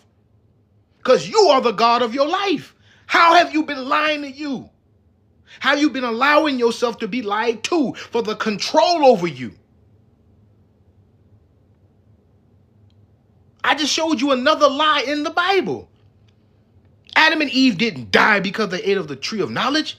They were dying because they didn't eat of the tree of life. It says it right here. Therefore, he must not be allowed to put out his hand to take from the tree of life also, and thus eat of it and live forever. So this God in your Genesis been lining you up and fucking down. But you made the serpent your enemy. The one that was telling you the fucking truth. That's what spiritual maturity does for you. Recognizes wisdom. I'm not trying to bash the God of the Bible, and I'm not trying to praise the serpent of the garden. I'm trying to show you what maturity does for you. It opens your eyes to make you see the duality of shit. That's how you master that spiritual double-edged sword. You see what's going to work for you and what's going to work against you, and you see how they both tie in the two and work hand in hand. You're able to use that sword of truth, because it's that same sword that, if you recognize, I didn't write that, but I'm gonna just tell you, it's in the Bible. It says when Jesus returned, he'll be coming back with a flaming sword coming out of his mouth. The sword represents air, knowledge, intelligence, and it means the sword of truth. And it means that fire is a purifying agent. So now when the Christ energy returns, it's going to come in the form of purging truth. That it'll transform the spirit. That'll ultimately transform the physical man and woman. That's that Christ consciousness when it breaks through. He said he'll come through the clouds. That means that energy that's coming from out in your universe of that Christ consciousness is going to come in with purging truth. That it says it's going to separate mothers from daughters, fathers from sons. That means that those things that you was depending on. You hear me? It says it's going to separate mothers from daughters, fathers from sons. That means that shit that you was depending on. Now you got to fend for yourself because I'm bringing this truth and you got to deal with it. And I'm not coming down to you. You got to come up to me to get it. I done died one time. I'm not dying again. Do y'all get what I'm saying? I done died for you once. I'm not doing that shit again. If you think I'm going to come down there and die for you, you got me fucked up. That's all Jesus is saying in our terms and wording. If you think I'm finna come back down to your earth and die again, you got me fucked up. I'm not finna do that. If you want to be where I'm at, you better come the fuck up here. And the only way you can come up here is you got to have some type of emotional, mental, and spiritual maturity because I'm not coming down. That's why I told you, reach for that higher mark and calling. And to reach that, you cannot be a child of shit. You got to be mature. You got to grow the fuck up to glow the fuck up. So now if you want to reach this height of consciousness, then you got to mature that mind. And the only way you can you can really do that, it's in here. I got it right here. I got it right here. Oh, trust me. I'm not, you see what I'm saying? This is why I'm showing you where all this is coming together. Romans chapter 12, verse 2. Do not conform yourself to this age. You hear me? It says it right here. Romans chapter 12, verse 2. It says, do not conform yourself to this age, but be transformed by the renewal of your mind, that you may discern what is the will of God, what is good and pleasing and perfect. The renewing of your mind. How can you renew your mind in a childlike state? Be ye transformed. This is why I said this is if we in the year of transformation. Now you see why I'm saying religion and political reform. This is all reform. Romans chapter 12, verse 2. Do not conform yourself to this age. And now when they talk about age, when they talk about age in the Bible, it's not talking about numerical age. And it's not, and people say, do not conform to this world. It's not even talking about the world. When they say do not conform to this age, they talking about a period of consciousness. Like the age of Aquarius, the age of Pisces, this type of age. Do not conform to this age. What has been relevant in this cycle, the consciousness of this cycle. But be ye transformed by the renewance of your mind, that you may discern. It didn't say that you may be it, discern, knowing. That's why I said the duality, the double-edged sword, mastering that motherfucker. You got to transform your mind to master this double-edged sword, because you're going to have the world and spirit working simultaneously. You're going to have consciousness and ignorance working simultaneously. You're going to have chaos and order working simultaneously. Light, darkness working. So you got to have that discernment. But the only way you can get the discernment is you got to know you fucking have it already. You got to know it. You got it already. But the more I keep making you ignorant of who the fuck you are and keep considering you as a child of God and not a God incarnate, you'll never have the discernment of God because you don't know you are. It says you may discern what is the will of God.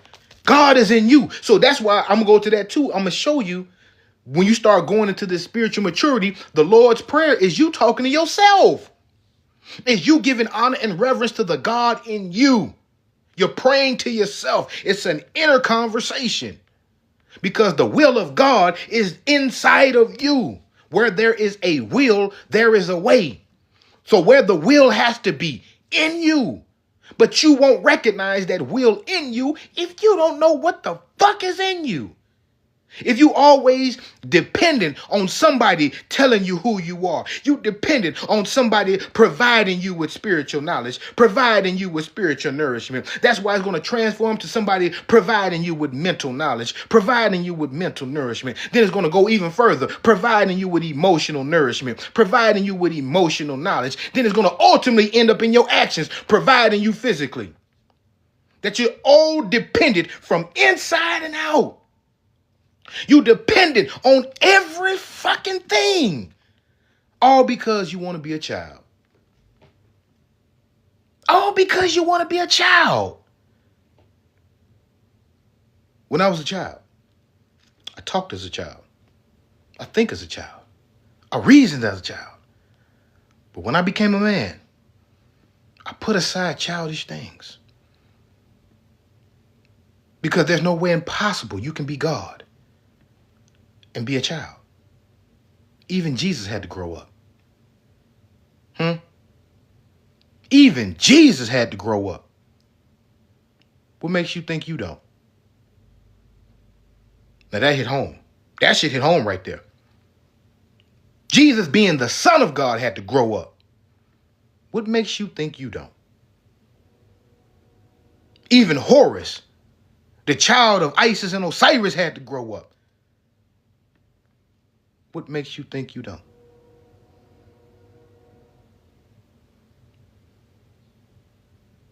Horus had responsibility.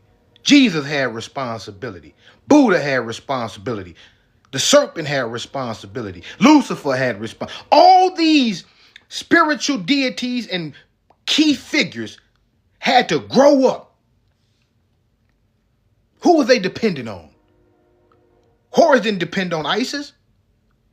When Horus had to go against Set, he had to grow into the spirit warrior he was. Yes, Isis nurtured him. Yes, Osiris speak to him through medium means. But it was ultimately Horus's responsibility to grow up into that divine warrior. So Horus didn't depend. Even at one point, Horus had Set beat and Isis set free. And Horus went against his own mother. Why did you let my enemy go? And that's going to be another thing. As a mother figure, you got to start letting your children grow the fuck up. Stop trying to be their fucking rescue and savior. You don't know that you are disabling them. Especially in this sense, Isis and Horus, your son is not your king. Your son is your son. Your son is going to grow up into being a king. So stop babying that motherfucker. And I know this may be heavy, but you got to stop babying Horus. Isis, because if you keep babying Horus and Horus know he has a purpose and you go against his purpose, Horus is going to turn on you. It showed you right there in the book. When Isis saw mercy on Set, Horus knocked the crown off Isis. And that's why you got Heru, Hathor. Because her crown got replaced with horns. That's why Hathor is the goddess of wisdom and magic. Because once you go against the truth, you gain wisdom from that inertly. And now you fucking know better. Because the truth is going to smack you dead in the face, no matter if you like it or not. So, as far as father and daughter, mother and son, you got to let your child mature. You can't save them from what they're destined to experience. Just make sure you give them the proper wisdom and knowledge. Make sure you think about it. One thing I can say about Virgin Mary. One thing I can say about Virgin Mary is she never went against her son. never went against. ISIS, they just put that story on ISIS to show you the transformation and the evolution of that mothering aspect. Say, what about mothering your mother? If you got to mother your mother, you are in a bad position already. Because there's no way in hell you can mother your mother. I don't give a damn. You can think you are, but you're not. The only thing you are doing is teaching your mother another aspect of her that she didn't recognize through you. Because whether you want to know it or not, you are a derivative of your mother. So you're not mothering your mother. You're just giving her an example of who she was that she never came in consciousness of. You're just making her aware of a part of her that she wasn't aware of.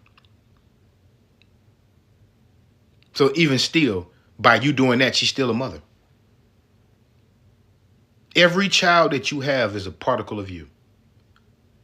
So there's no way in hell you're raising your parents. Because even by you being who you are, you're still maturing your parents. So your parents are still going to be elevated higher.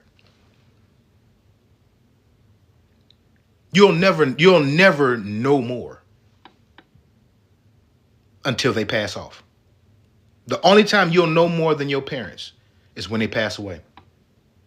Because now, as long as they're around and they're around you, you're teaching them. So whatever you know, just add it on to what they already know. So you'll never know more. So there's no way possible you'll ever parent your parents. You're just giving them an example of who they are that they was not conscious of. So you're teaching them as they already learned a whole lot before you even got here. That's why I say you can't be mad at your parents for the things they didn't know, because you are the example of what they didn't know. They're learning from you. Yes, it may be rough. Yes, it may be a harsh transition. It may be uncomfortable, but yet and still they are learning from you. A part of them that they didn't recognize.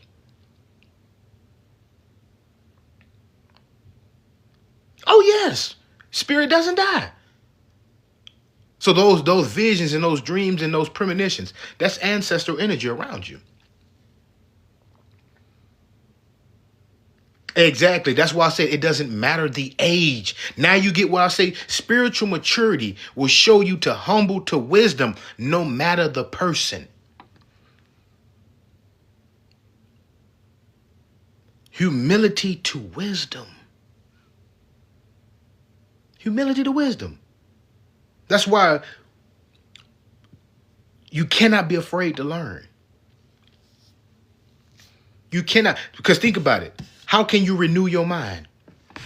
It said, do not conform yourself to this age, but be transformed by the renewal of your mind, that you may discern what is the will of God, what is good and pleasing and perfect. How can you have discernment of the mind and you don't know shit? You got to be willing to learn. That's the renewance of your mind, because how can you have a new thought if you don't put some new shit in there? See, my parents are religious, and I told my mom that I no longer call myself Christian. I am spiritual. And that's something that she's going to see, that over time, that you are the evolution of her. And I'm glad you said that. Because my dad, when I first started getting into spirituality, me and my dad, we butted heads. Because I was born in the Christian church. But as I kept getting older, I started recognizing this is just not for me. It's something greater than this. So then when I brought it back to my dad, me and my dad, man, we bumped heads. Until now, me and my dad, we have conversations that does not reflect spirituality, that does not reflect religion. It reflects our own personal connection with one another to the Most High. He just represents it in the form of Christianity, and I represent it in the form of spirituality. And we came on one accord. Because now my dad sees that I am the evolution of him. I'm the evolution of him. By him being the Christian, I'm the evolution by taking it a step further. Because my dad said the other day, he said, as you get ready to teach people about spirituality, I'm doing the same thing. Reading my Bible so I can teach the people too. I said, Dad, that's what we do. And it all stemmed from, okay, I understand the dissonance between us, but I didn't let it deter us. Because I had to get some spiritual maturity about myself. I can't knock my dad because he don't believe that he greater than that. If it wasn't for him believing what he believed, I wouldn't have been curious to believe if there's something greater. So now, with that spiritual maturity that I have now, I only recognize that I'm only the definition of the evolution of his foundation. So in actuality, when they say you want them to be better, Dad, it's because of you I am better. Because you gave me the foundation to evolve from. So I don't give a damn if you Muslim, Christian, Hindu, don't give no fuck. If you're going to be a foundation of that, it's my responsibility to evolve with it, to mature from it, to grow with it. And that's where that comes from. You know, say it helps me with my mom and also with helping my children to do. Exactly. So you got to recognize. That's why I said you can't depend on Big Mama's prayer all your fucking life. They give you all this. They give you all this old cliche ass shit. Well, Big Mama been praying for you. Grandmama's prayer came through. But what happened when Big Mama leave this bitch? What happened? What happened when Big Mama gotta go back home? What happened when Mama gotta go ahead and transition? What happened? What happened when Paw gotta go see the Maker? Who gonna pray for you now? Who gonna pray for you now? Who gonna pray for you now?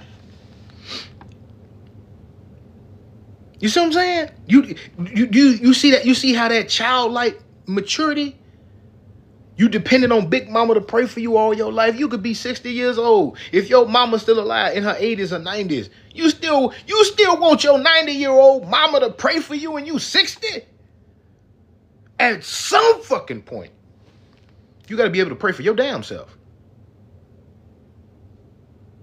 You still want God to make a way? You still dependent on shit you can't see? Shit you don't understand? Shit you don't know? At some point. Now you hear that sounds very childish. Now you get what I'm saying. You still dependent on some goddamn body. Can you depend on you yet? Can you depend on yourself to be mature enough to learn the things you don't know? And can you be mature enough to endure the consequences that come for bettering yourself? Because I'm telling you, it's going to come. When you try to break away from the norm, when you try not to conform, that's what say, be ye not conformed. That's why I said that. Do not conform yourself. Because to conform yourself is to become complacent, that you are content. You have conformed yourself to being children. But be ye transformed by the renewance of your mind, recognizing that you are spiritually mature to act as gods in the flesh, that you have the control, the sole authority over your life and environment. That way you will not be subject to other people's fucking authority. When you recognize that you are made in the image of the infinite author. So now if you're made in the image and likeness of the universal author, then you have the authority to write the narrative of your life instead of it being written for you. Because everything about your life has been written in you. You're the only one that can tell your story. You are. Don't nobody know you better than you. And if they do, they have more power over your life than you do. Now that's spiritual maturity. That's spiritual maturity. That's spiritual maturity. So now it's one more little thing. Like I said, man, I'm just going through here. I know I'm taking a little bit longer than I expected. But let me know if this resonates. It's so powerful. Man, thank you so much. I appreciate that, Sandra. I'm just giving it how it came to me. So this is the weekly discussion too. So, okay, Matthew 18th chapter, verse. Where to go? Okay, this is why I say it resonates and is necessary. Set the intent for this convo last night. Man, hey, see, I'm glad it's coming through. I'm glad it's coming through. Because like I said, this is where we gotta start being at. Oh yeah, I got you. Okay, I'm gonna turn to Matthew chapter 18, verse 1 through 5.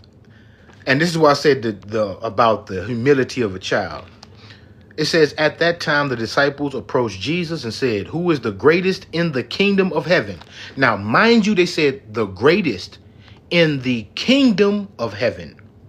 The kingdom of heaven is inside of you. That's why I said that childish shit is not meant for out in the world. The only importance to have a childlike nature is to have a certain innocence and humility when going within. When going within. So he said, he who is the greatest in the kingdom of heaven? He called a child over, placed it in their midst, and said, amen, I say to you, unless you turn and become like children, you will not enter the kingdom of heaven. Whoever humbles himself like this child is the greatest in the kingdom of heaven. And whoever receives one child such as this in my name receives me. All in. Internal. Internal. It has nothing to do with your mentality. It has nothing to do with your emotions.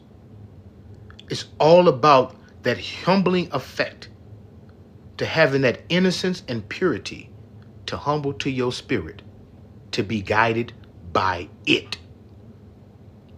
Now that's your heavenly Father. That's your heavenly mother. The androgynous being in you called your spirit. So that's why you humble yourself as a child. Because if it wasn't for your androgynous spirit, your physical nature would not incarnate. So you are not a child of God. You are the son or the daughter of God. Because the God in you gave birth to your physical existence through the means of your mother and father in the physical form. Even put like this.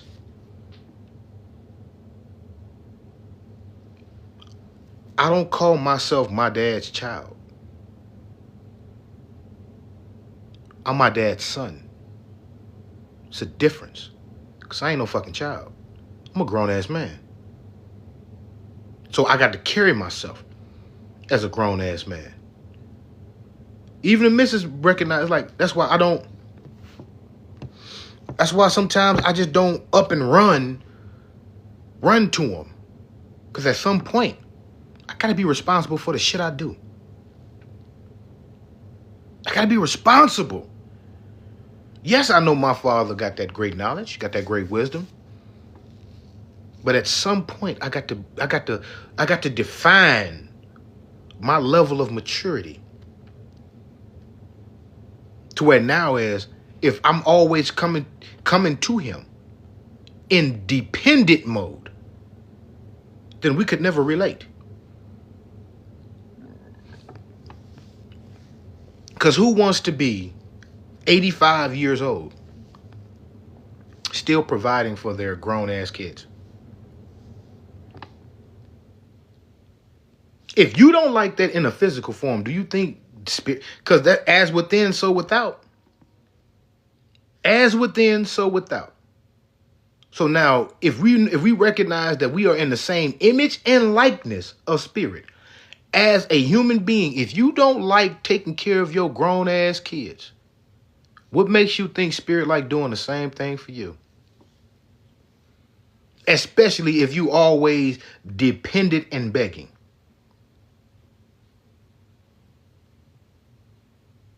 You think she want to do that? Do you really think she cares? Do you think she really wants to do that? That she really want to enjoy her life, but yet because she loves her kids that much, she's willing to sacrifice her own self to take care of her grown kids. You think she really would want to do that? And if there is no disability or incapability, and they're fully willing and able, sound body and sound mind, that they can provide and take care of themselves, do you really think she want to do that? Hell no. So now, if your own physical beings don't want to do that, why do people think that the Spirit wants to do that? No. Especially when your spiritual nature is telling you everything that you keep relying on me for, you can do that for your damn self. That's why I always tell people, it says in the Bible, out of Jesus' own mouth, things I have done, you can do also and more. So why the fuck do you keep calling on Jesus to save you when he clearly told you you can save yourself and do greater than I?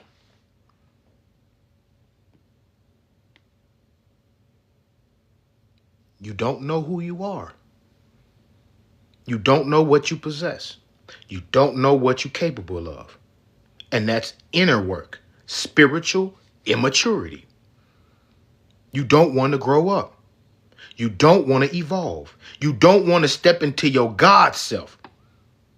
You just want to be a child, provided for mentally, provided for emotionally, provided for spiritually. So you don't have to be responsible nor held accountable for it. That if it goes wrong, supposedly, you can blame somebody else. Same way Adam and Eve. The serpent had to provide some knowledge to him. And when God got mad, Adam blamed Eve. Eve blamed the serpent. But y'all all still getting fucked up for it. That should have been a wake-up call right there. That should have been a wake-up call right there.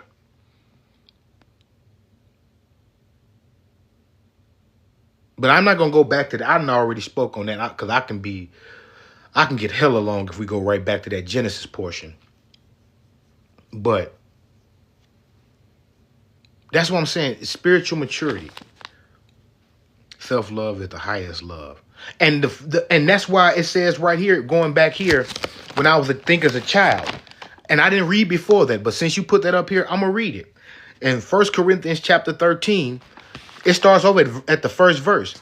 Because after that, it says, I'll read, it's going to be from 1 Corinthians chapter 13, verse 1, all the way to verse 13, 1 through 13. 1 Corinthians chapter 13, verses 1 through 13. I'm just going to read it fairly quick because that was put out there. Self-love. And I'm going to show you why it's so important. If I speak in human and angelic tongues, but do not have love, I am a resounding, going on, or a clashing cymbal. And if I have the gift of prophecy and comprehend all mysteries and all knowledge, if I have all faith so as to move mountains, but do not have love, I am nothing. If I give away everything I own, and if I hand my body over so that I may boast, but do not have love, I gain nothing. Love is patient. Love is kind. It is not jealous. It is not pompous. It is not inflated. It is not rude. It does not seek its own interest. It is not quick-tempered. It does not brood over injury. It does not rejoice over wrongdoings, but rejoices with the truth. It bears all things, believes all things, hopes all things, endure all things. Love never fails. If there are prophecies, they will be brought to nothing. If tongues, they will cease. If knowledge, it will be brought to nothing. For we know partially and we prophesy partially. But when the perfect comes, the partial will pass away. When I was a child, I used to talk as a child, think as a child, reason as a child. When I became a man, I put aside childish things. At present, we see indistinctly, as in a mirror, but then face to face. At present, I know partially, then I shall know fully, as I am fully known. So faith, hope, love remain, these three, but the greatest of these is love. I had to read the whole thing because you said self-love. This is what self-love looked like. This is what self-love looks like.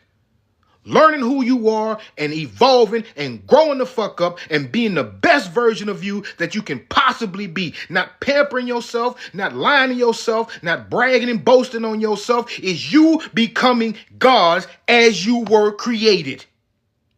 That's self-love. Facing you, empowering you, fully expressing you, having compassion for everything you are. Because you can't give outside of you what is not in you. Now you love every piece about you. That's self-love. You're good, you're bad. You're dark, you're light. You're pretty and you're ugly. All of you, you love it. Because you have mastered that double-edged sword, which is you. That's self-love. So that's why it says at the midst of it, when I was a child. Because you're hearing how all this is part of maturity. Go back and read First Corinthians chapter 13, verses 1 through 13. And if anybody else want to start talking about self-love, thank you for that comment. Thank you, Spirit Love, for that comment. Because this is the pure definition of what self-love look like. Because if you have self-love in the midst of self-love, you're going to mature. And if you don't mature, then that ain't self-love you looking at. If it ain't making you better, then that self-love ain't shit. Because you don't know self to love it. And self is not the physical. Self is the inner. Everything that it's talking about is inner characteristics, nothing external.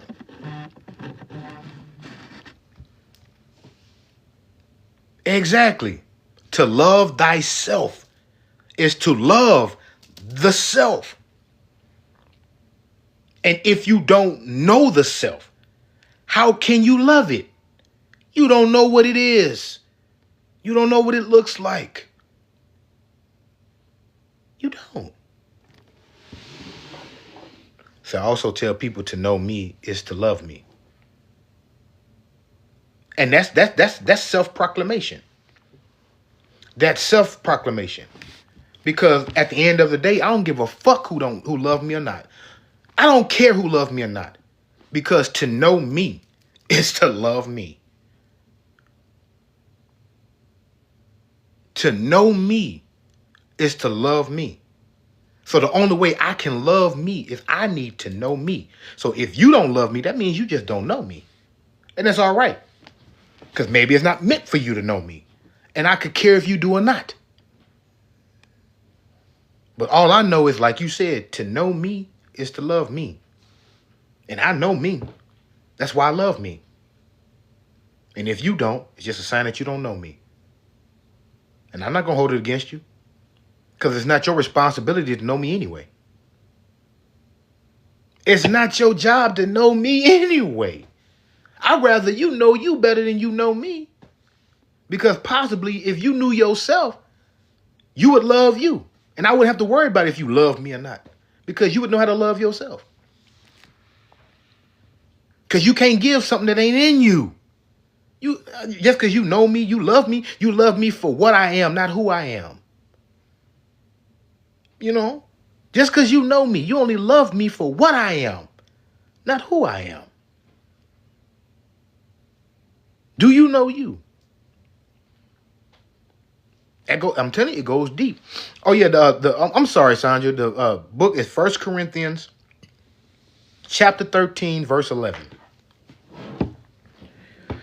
Chapter 13, verse 11.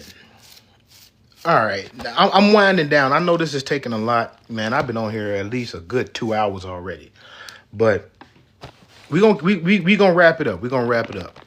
Said, what about the Bible verse about loving your neighbor? It said, love thy neighbor as you love thyself. That's what that verse says. Love thy neighbor as you love thyself. So if you can't love yourself, ain't no way in hell you gonna love your neighbor. Ain't no way. Ain't no way. That's why I said you can't give something outside of you that's not in you. How you gonna love somebody and you ain't got no love in you? You got love for everything else, but that's why it's hard to have love for another human, because you don't have love for the initial human. You don't know how to love a human being. You learn how to love a human being by how you love yourself.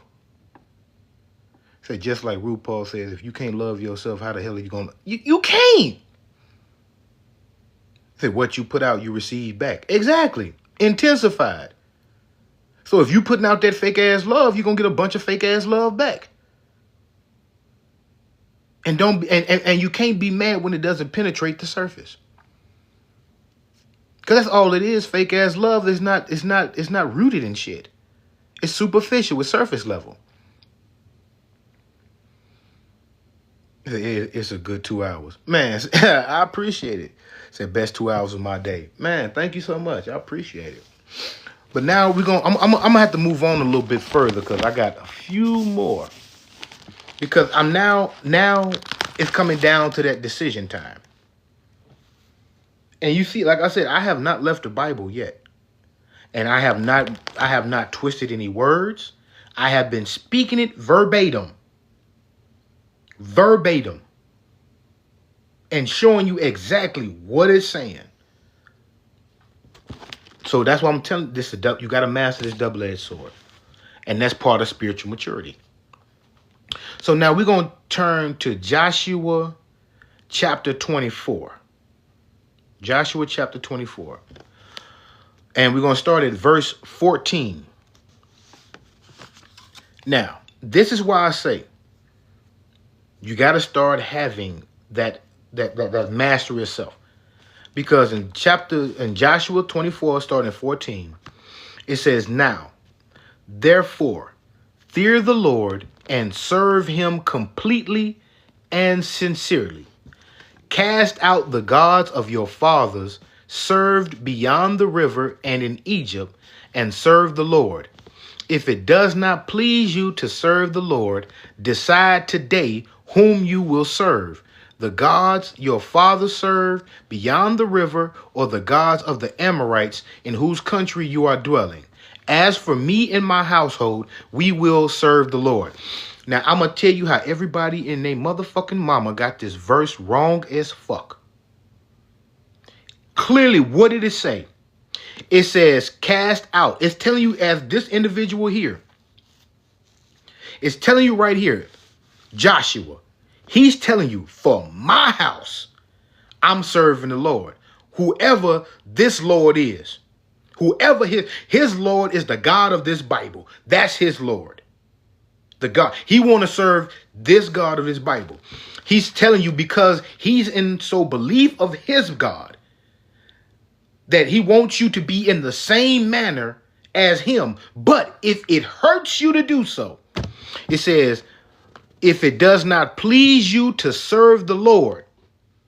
Here, see, people don't want to tell you this. Decide today whom you will serve.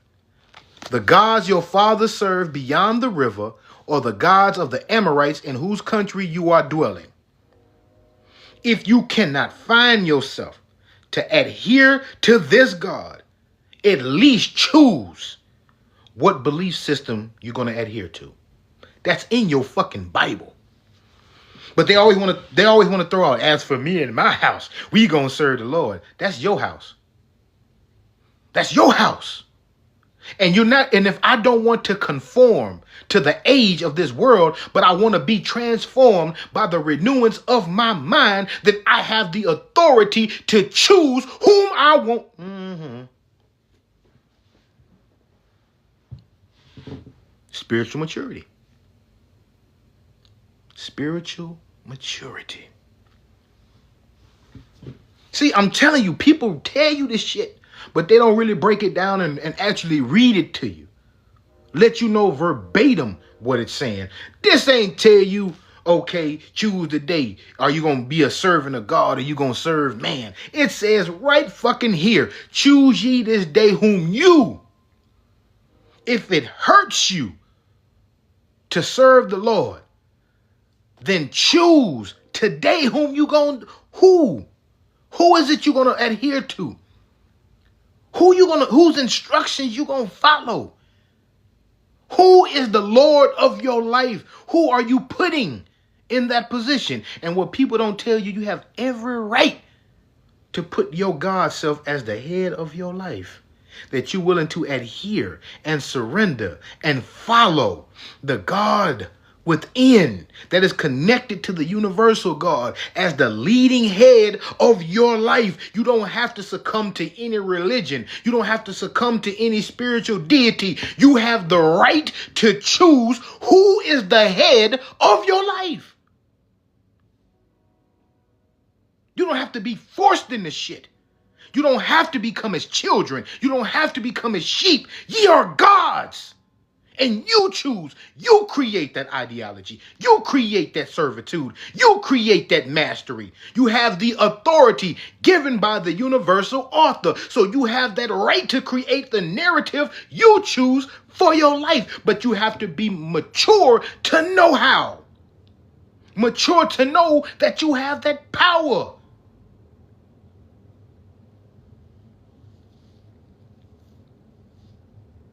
Spiritual immaturity, man.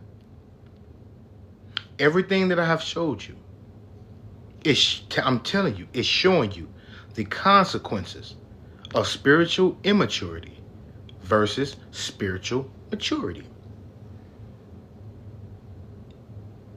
And you cannot blame yourself for being spiritually immature, but you do blame yourself for not being spiritually mature in the event you realize that you are immature. Now you are at fault with yourself. You're responsible for that. Nobody is responsible for your spiritual immaturity. Nobody. Nobody is at fault. Nobody is to blame. But you are at fault and the one to blame to not striving for spiritual maturity in the event you recognize that you are spiritually immature. Because now you chose to be a child. You've chosen that. That's what free will and choice means. You chose. You are fully cognizant. Because you cannot have free will and choice if you are not cognizant of the options or decisions. That's not free will. You don't know what you don't know. But the moment you do know, free will and choice is activated. So now you have the free will to choose, do you grow or do you stay in that state? So now even free will and choice is a double-edged sword. That the abuse of free will and choice destroys you. Free will and choice. That's what you see what I'm saying? Spiritual maturity, spiritual immaturity, free will and choice. These are all double-edged swords. That if you do not master it, you will kill yourself. You will destroy yourself. Because now you're asking somebody to master your life for you. You're asking somebody and you're depending on somebody to master your life for you.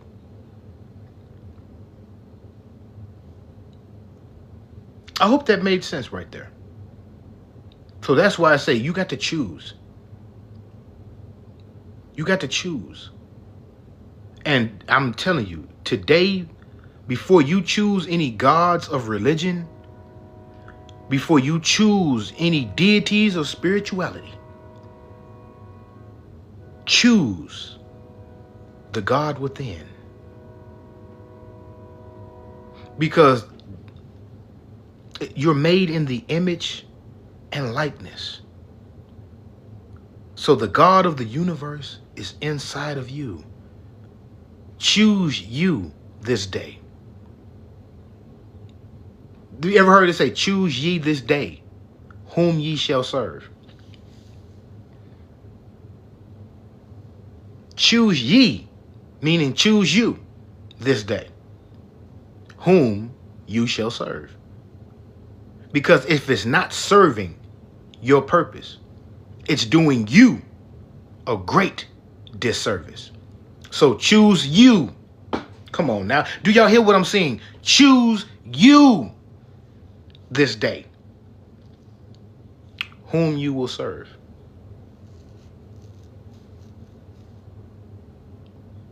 Because if it's not serving your purpose, it's doing you a great disservice. Choose you. Learn you. Understand you. Believe in you. Know that you are capable. Rely on you. Confide in you.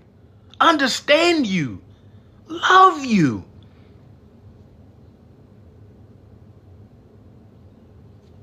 How hard can that be? How hard can it be? Really, how hard can it be? You've given everything and everybody else a chance. You didn't gave Christianity a chance. You didn't gave Muslim a chance. You didn't gave Catholicism, Taoism, Judaism, Buddhism, Zenism. You gave all these other religions. You gave Yoruba, you gave Egyptians, you gave Orishas, you gave the Netcher. You gave all these deities and entities and religions a chance. When are you going to give you? Because if you don't give you a chance to understand you, none of this makes sense. None of these religions make sense. None of these spiritual systems make sense if you don't understand you.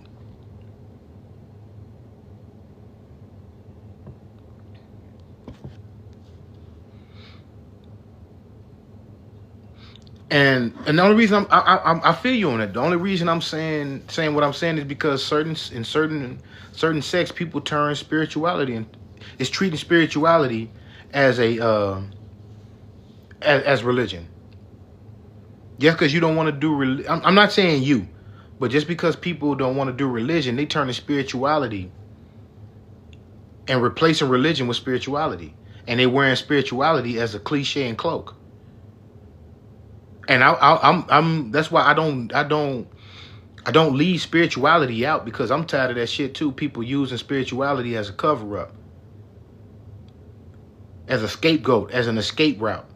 Because be honest with you, if you're going to leave religion to go to spirituality, you are more responsible than ever. Spirituality is not a fashion trend. It's not a trend. It's not a fashion. It's not YOLO. You'll only live once. Let me try it out. No.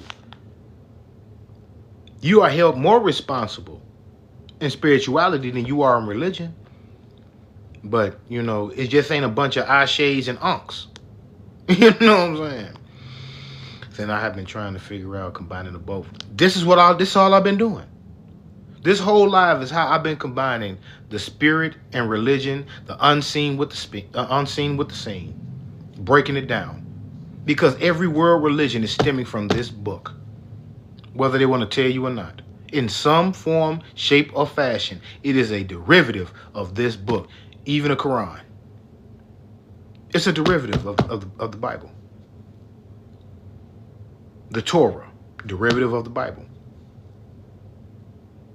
All this is a derivative of this Bible. Western religion. So it's a harder road than religion. You will fall and get back up and fall. It's a roller. Man, it is. It is. But this is one of those roller coasters that you chose to get on, that you wasn't forced to ride. That's your free will and choice being activated. You chose to get on that roller coaster. It said the working on me, nothing else. It won't. I'm telling you, if you don't learn you and know you and understand you, nothing else in this world will ever make sense. It will never make sense. That's why you have to be lulled into submission and docile and turn into a sheep. Because you don't understand it, you just go along with it. Yes, we all chose this life. We all chose to be here. We are all the enlightened ones. We didn't fall. We were born into this world with a purpose because we chose to be here for a specific reason. It's just while we're here, sometimes we forget why we're here. And then life has to put us through certain situations and circumstances to remind us. That's why I said it is a mirror. And I just read the scripture where it said that. It is a mirror. Man, where'd it go? I'm going to go back to it because I just read it. It said it is a mirror. It is a mirror.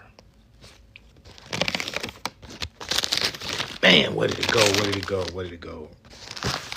Ooh. I thought I had it. Hold on. Here you go, right here. I'm going back. It says right here in 1 Corinthians chapter 13, verse 11 and 12. It says, when I was a child, I used to talk as a child, think as a child, reason as a child. When I became a man, I put aside childish things. At present, we see indistinctly, as in a mirror, but then face to face. So this world is a mirroring effect. For real, you do. You do. You create your own life. And that's why things that's going on in this life is only a mirroring effect. And it said that in your Bible. So when spiritual people talk about this is just mirroring you, it said that in your Bible too. Everything that I'm saying, it's clearly right here. At present, we see indistinctly, as in a mirror, but then face to face. That's why I said you are the magic mirror, the portal between the unseen and the seen. So anything that's in your environment is only mirroring you. That's why I said earlier, you can't mother or father your parents. You're only a mirror of what they are. So you'll never know more, because as long as you exist, you are teaching them, showing them aspects of themselves that they were not priorly conscious of. Everything mirrors you, as you are a mirror to it, until you come to the consciousness and meet it face to face. It says it right there. As a child, I thought as a child. I spoke as a child. I reasoned as a child. But when it came a man, I put away childish things. I know things now indirectly, as in a mirror, until face to face.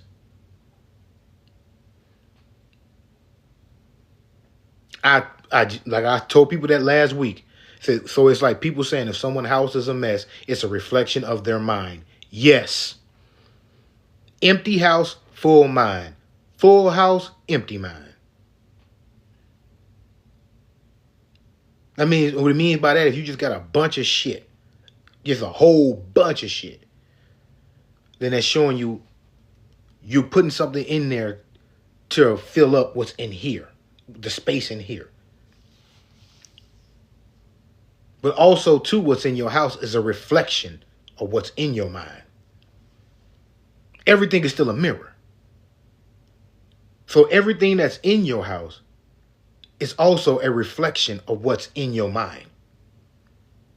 Now, the majority of what's in your house is showing you how much just random shit you got.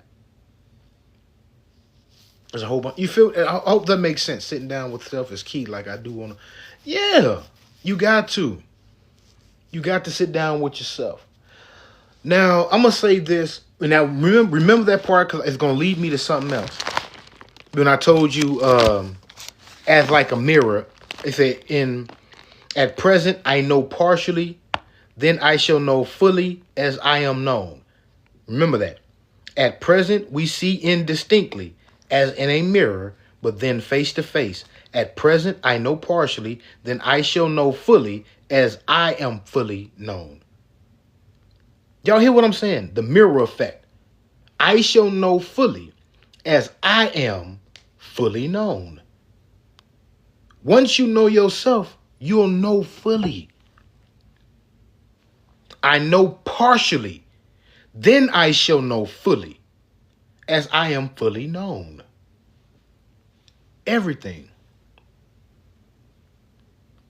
The more you learn of yourself. That's why I said, in all thy ways acknowledge him, and he'll direct thy path.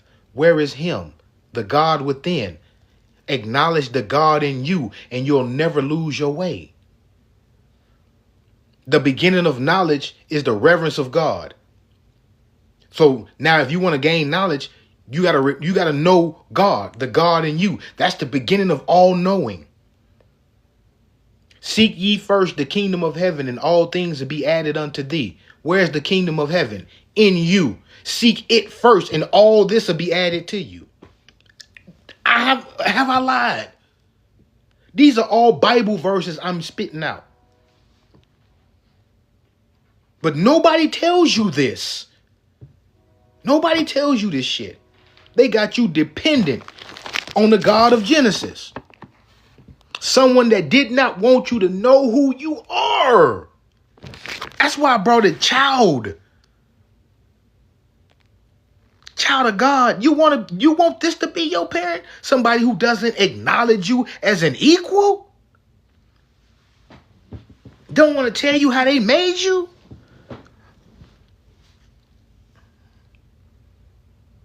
Everything in this Bible is telling you, the double-edged sword is telling you, learn you, know who you are, know what you are, go within. But you keep wanting to pray to Jesus. Jesus save me this, Jesus save me that. God is so good. Ooh, I live by this word on this Bible, this, ooh. And the whole time in Genesis, God is telling you, I don't want you to know shit and I don't want you to live forever. So I'm going to hide who the fuck you are from you. Which puts you on a course of self-discovery that you don't realize you are responsible for. Think about it. That puts you on a course of self-discovery that you are responsible for. So you got to understand, even the God of your Bible is not going to tell you who you are. You got to find that out for yourself. Adam and Eve had to go out and toil the ground from the sweat of their brow and feel the pain of giving birth. That means you had to figure out who the fuck you are for yourself. That's why this world is a mirror. Because you only know indirectly, as in a mirror, then face to face. And as of now, I know partially. Until then, I will fully know as I am fully known. As a child. That's why I use that, because it showed you in the beginning, Adam and Eve were child adults. They didn't know shit. And they were set on a path of self-discovery once they realized who they were depending on did not want to provide anymore for them because you wanted to buck the controlling authority.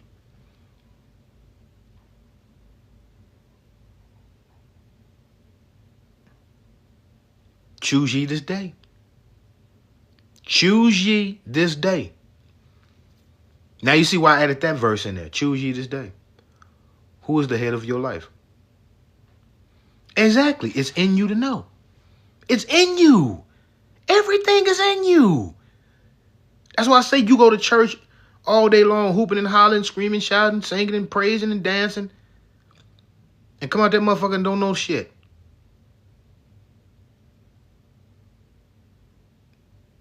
Come out that motherfucker don't know shit. You feel good in a motherfucker. Then as soon as that feeling wear off, okay, here the problem come back again. That's why I said earlier, people talk about, man, God's been good to me, better than I've been to myself. I said that should be a motherfucking wake-up call. Ain't no way an imaginary God is being good to you better than you been to yourself. That means you treating yourself like hell and you subject your life to chance. You subject your life because the universe pities babies and fools. That's the ones that don't know no better, man. It pities you. The universe pities babies and fools because they don't know no better. And you ain't no damn baby. So what did I tell you? If you ain't no baby and God has been good to you, then you've been to yourself. That means the universe is seeing you as a fool. The universe is looking at you as a fool and pity you. So why would you want the universe to pity you when it can empower you? But it can't empower you if you don't mature. That's why people in the day, if you don't you pity people who are immature? It's like, damn, boy, I feel sorry for that. That motherfucker don't know no better. I feel sorry for them. That's pity. Mr. T said, I pity the fool. Where you think he got that from? Because everybody know Mr. T is religious as hell. And his phrase was, I pity the fool. That's because the universe does the same thing. Pities the fool.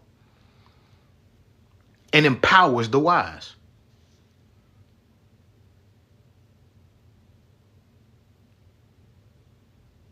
So people thought Mr. T's phrase was just some catchphrase. No, that shit was real. I pity the fool. Because that's the same thing the universe is doing. Pitying the fool. What's an example of that? The poor will be with you always. That's the universe pitying the fool.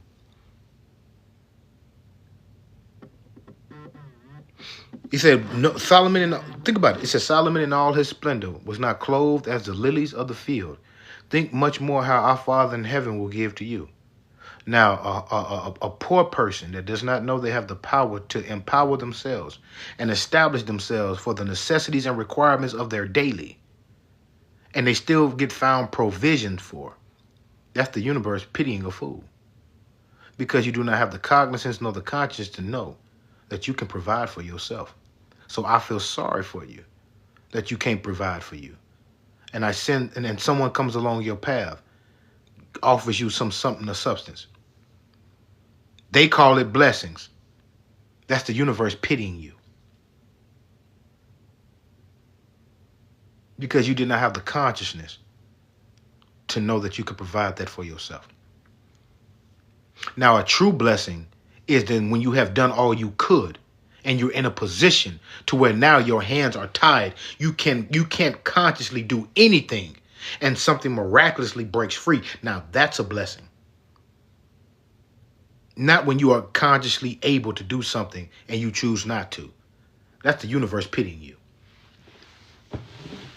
That's the universe pitying you. You don't know no goddamn better. So let me help this fool out. Think about it. That's exactly what the universe is saying to you. Man, this motherfucker don't know no goddamn better. Before this motherfucker do something stupid, let me go help this fool out. That's the universe pitying you. So they call it blessings and call it luck.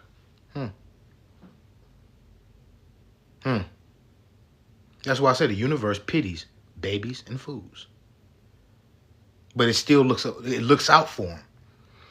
God, you ever heard that God watches over babies and fools? Because they don't know no better. They don't know no better. That's why when Adam and Eve ate of the fruit, God can't watch over you no more. Because you know better. Now that you know better, do better.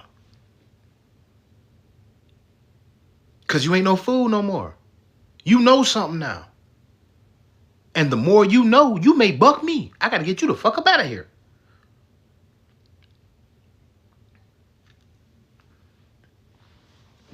So y'all seeing exactly what I'm talking about. Y'all seeing exactly. Man, I will definitely do that. I will definitely do that. I'll put them on both, my Patreon and my YouTube. I'll put them on both.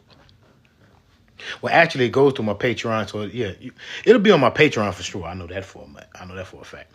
But They provide to your higher self and not your lower self. For real, for real. You got to. You got to. Because that's the head of your life. Your lower self is the tail. Your higher self is the head. Your lower self is the tail. So if you following your lower self, you just like a dog when it chases its tail. Going in fucking circles. Going in circles. All right. So let me go ahead. I'm gonna do this real quick. I'm gonna say this because I just got two things. Now, hopefully we all say thank you. Definitely going over there is so good. Man, thank you so much. I appreciate it. Say I'm in the red. Man, I hope this is making sense to you all. I hope this is making a lot of sense to you. Because now we're gonna go to this is what they said. I don't know why I just thought lower chakras when you said chasing your tail. Yes. Your lower chakras is all the chakras below your heart. Below the heart chakra. That means your root chakra, the earth chakra, root chakra. Yeah, chasing your tail is in the facts. Your lower chakras is the root, sacral, and solar plexus. And the lower chakras is all instinctive, animalistic. That's all animalistic. That's the reptilian brain. Fight or flight. Those chakras are the fight or flight chakras. The animal instinct. The root, sacral, and solar. Now, the crossroads is the heart chakra. That's why I said all these, the greatest of these is love. Where a man's heart is, what a man's treasure is in a man's heart. That's because that's your crossroads. That's your crossroads. Jesus died on the cross. That means you cannot raise to your higher consciousness until you sacrifice your lower self and put your heart on that cross. Once you kill off living in your lower self, now you can be resurrected and ascend into that higher place, back into the kingdom with our Father, the crown chakra. So now that's when you go from the throat, third eye, and the crown.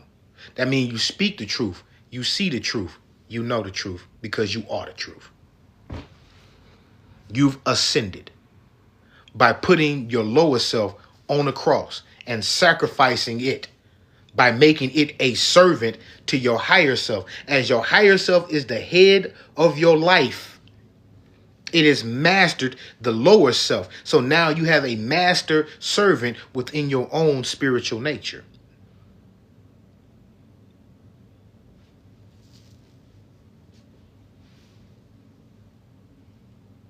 So your sacral and solar plexus can get you in trouble with the higher chakras. Exactly.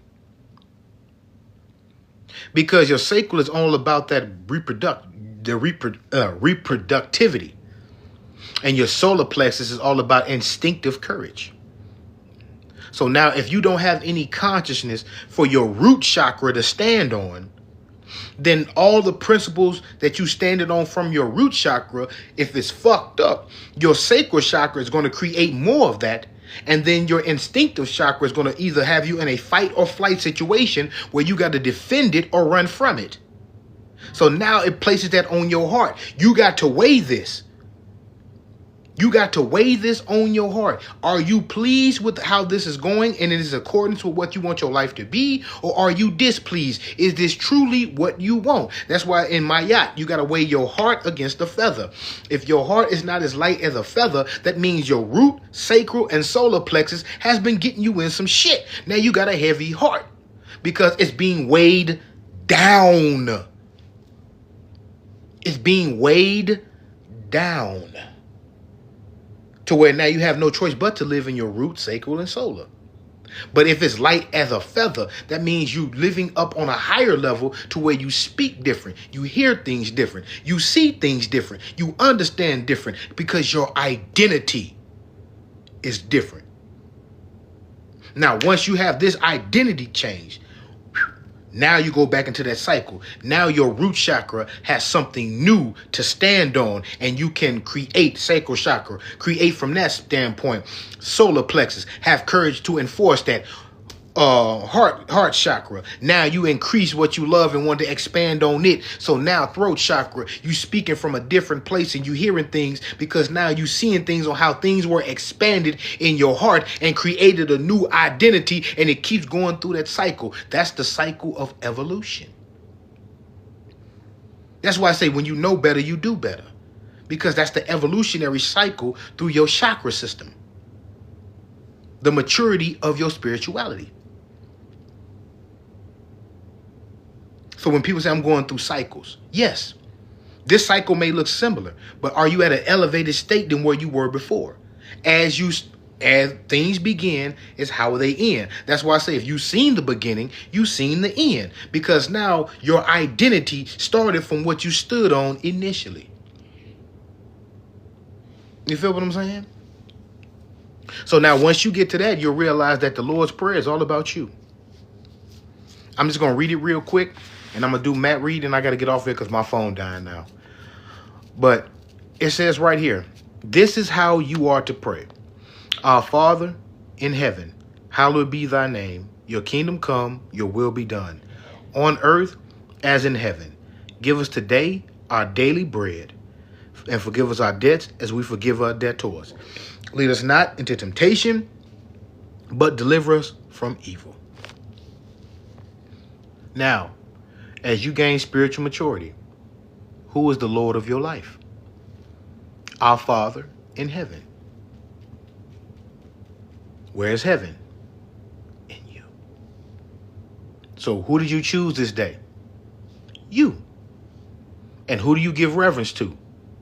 Our Father. Okay, where? In me. Who is the what? Head of my life. Because I choose not to conform, but to be transformed by the renewance of my mind. And with this spiritual maturity, I no longer speak as a child, think as a child, or reason as a child. Now that I became a man and evolved into the God self that I am now. I had to put all that childish shit away. I had to put all that human shit away. Now I am. You see the stages of evolution in spirituality. Child, human, God. All the three levels of elevation.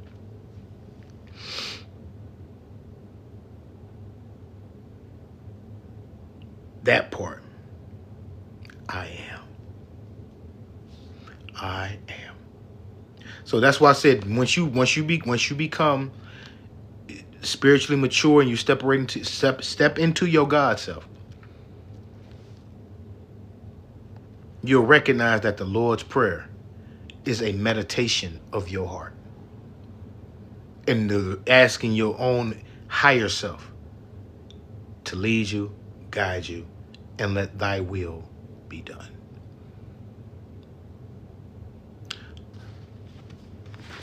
Now, this is that's it for that. But I just brought this book out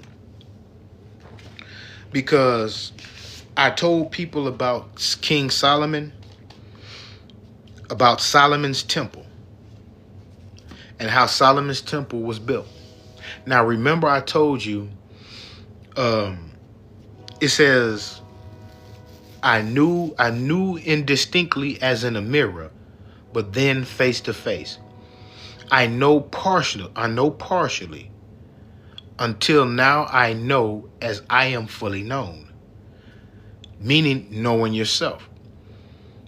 People don't recognize that Solomon's temple was created by demons. This is the book that you need to get. The Testament of Solomon. That is showing you how the temple of Solomon was created.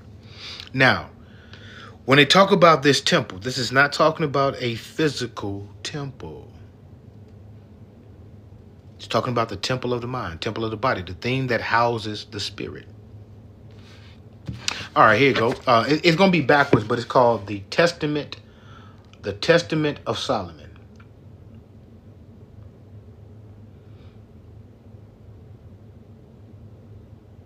Let me know once you got it. The Testament of Solomon.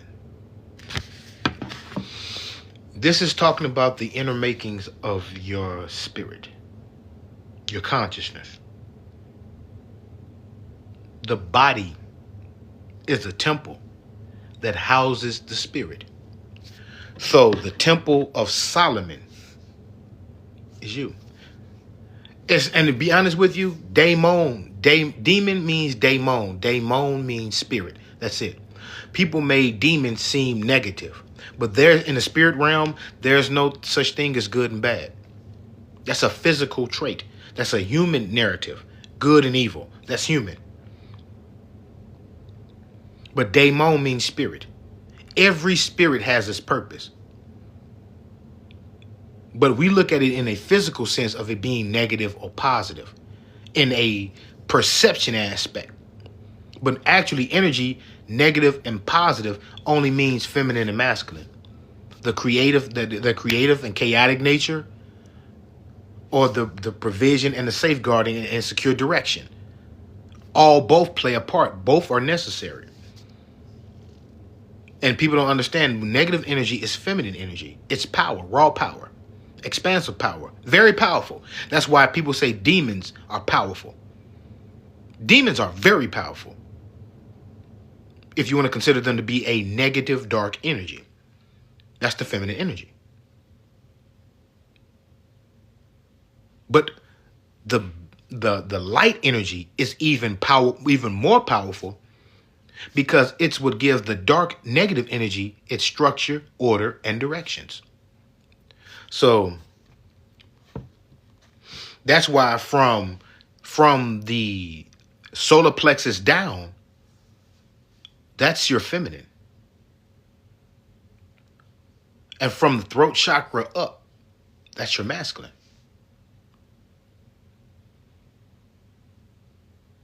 That's your masculine. Because it's your upper, higher chakras that give order, structure, and direction to your lower chakras. Your upper chakras don't create. Your lower chakras do. You see what I'm saying? That's why the crossroads of the heart. That's why you got the Ankh. Feminine and masculine. You do this. You're on the cross. Jesus on the cross. That's you. You get what I'm saying? This is all you. Everything that I'm saying, all this information, it's all about you. That's why I tell people there's no secret society. It's only a secret in society. And the biggest secret is you. I just showed you how it was in the Bible. Because even God did not tell Adam and Eve who they were. So the biggest secret in society is you. And it's your responsibility to figure yourself out. If you want to hide God, put him in man. That's the last place they'll ever look.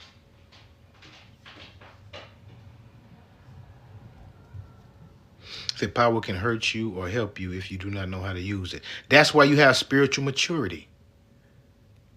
Spiritual maturity. Because spiritual maturity makes you accountable and responsible. But the more you keep considering yourself a child, you'll never attain that level of endowment that you seek. You'll never.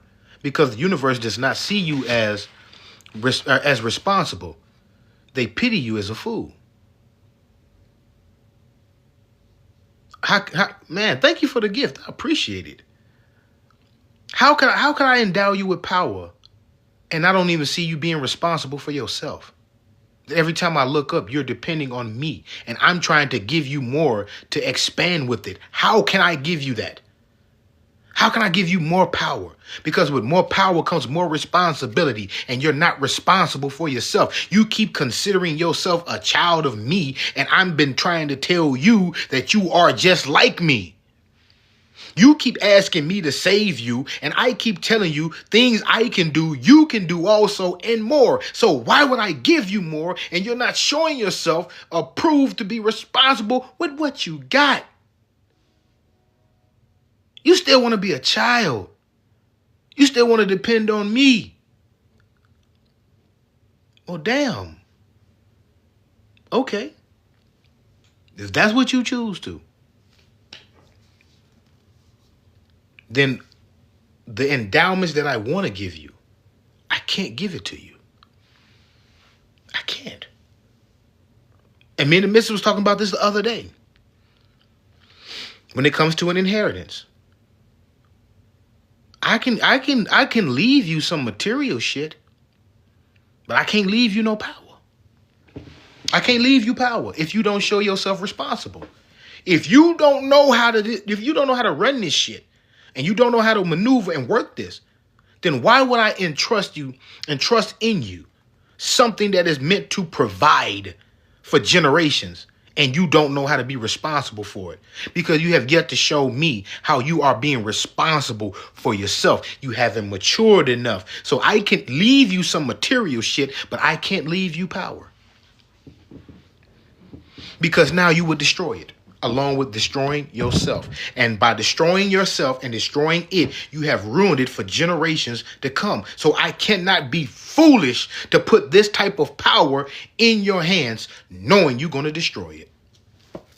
So I pity you. I leave you something. I leave you something. But I don't entrust power in you. That's why you have people with trust. Because I'm leaving this in a trust. Because I trust that you will do right with it. That's why some people just get an inheritance. And they're not entrusted with power.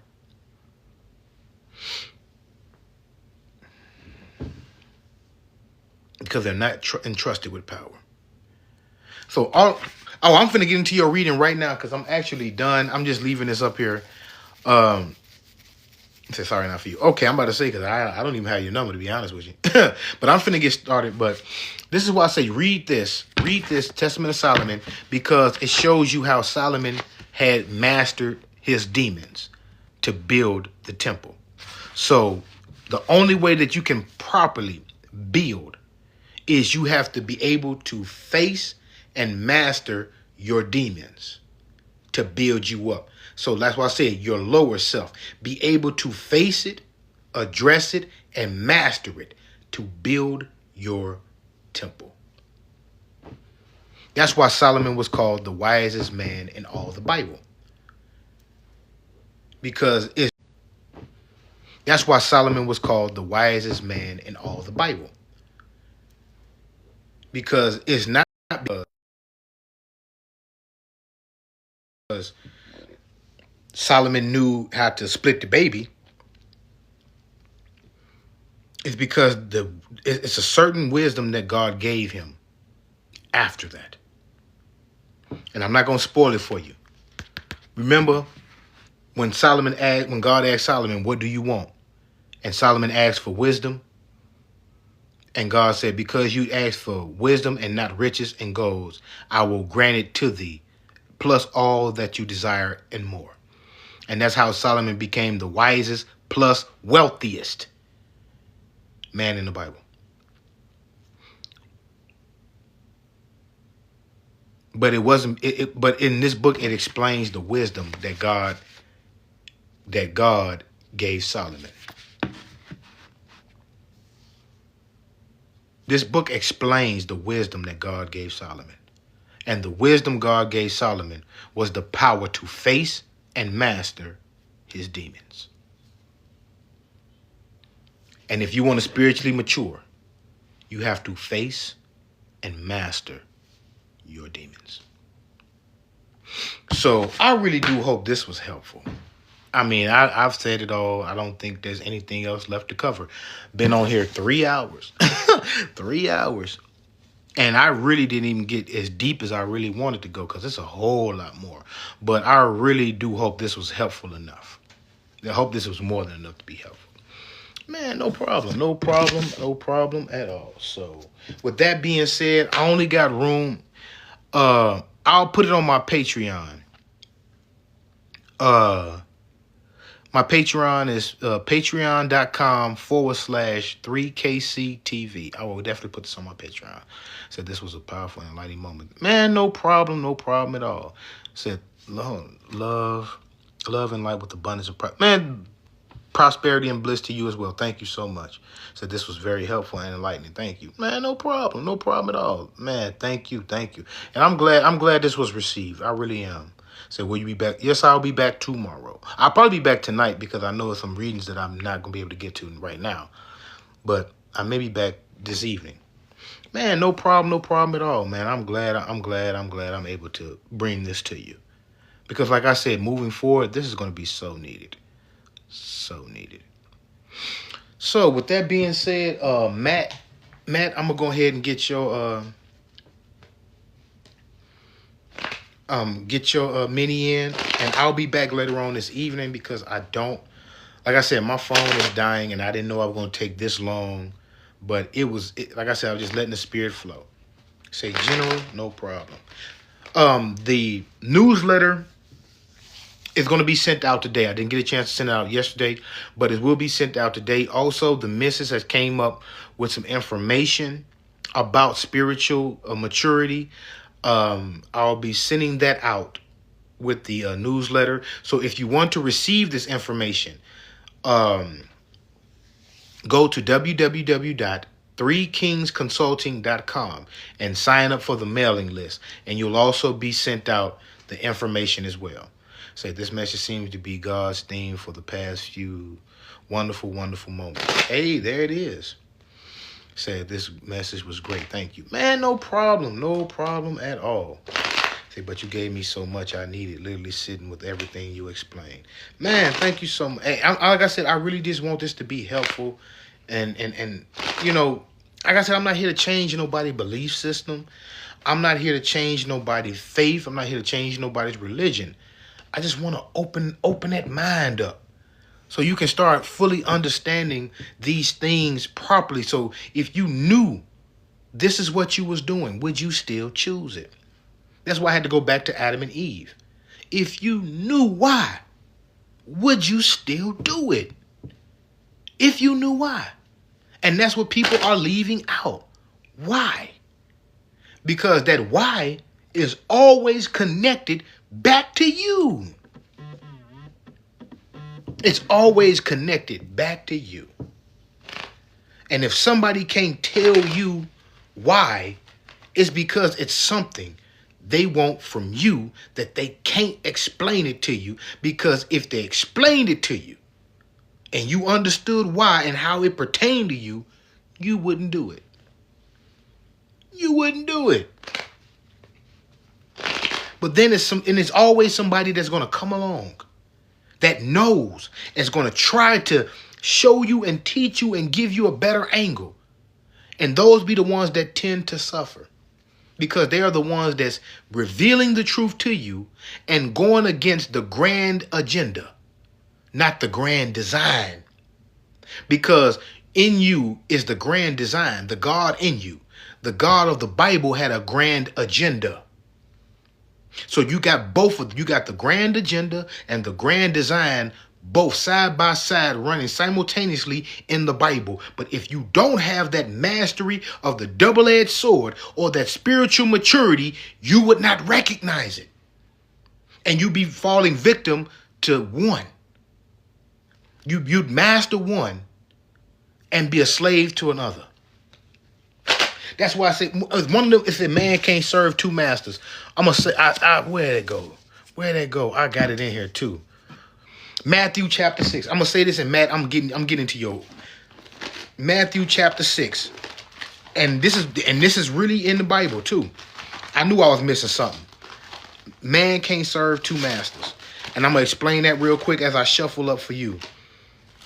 My bad, man. I know I said I was gonna get. I'm getting into your reading. It's just a lot of information that I definitely don't want to miss this one. Matthew chapter 6.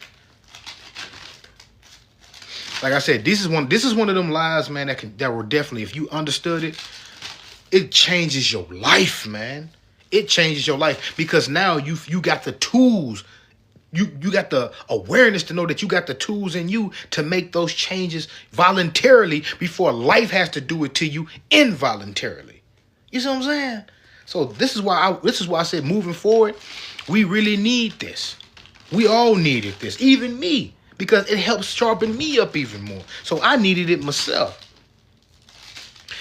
It has changed us. Man, it makes you see things totally different.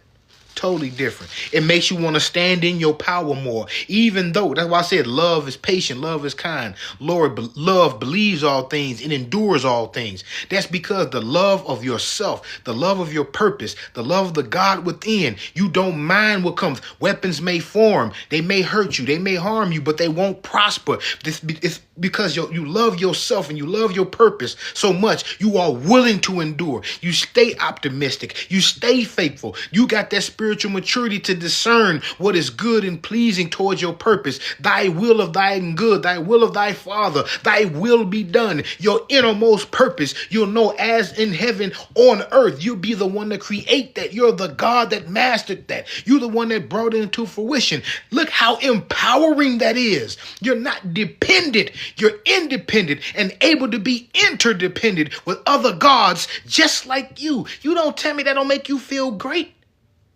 You can't tell me that don't make you feel great. To know all this is in you. You just didn't know that. Because somebody didn't tell you because they wanted you for their purpose. And it's been like that since what? The beginning. The beginning. So, Matthew chapter 6, verse 24. Okay, here we go, right here. Matthew chapter 6, verse 24, it says, no one can serve two masters.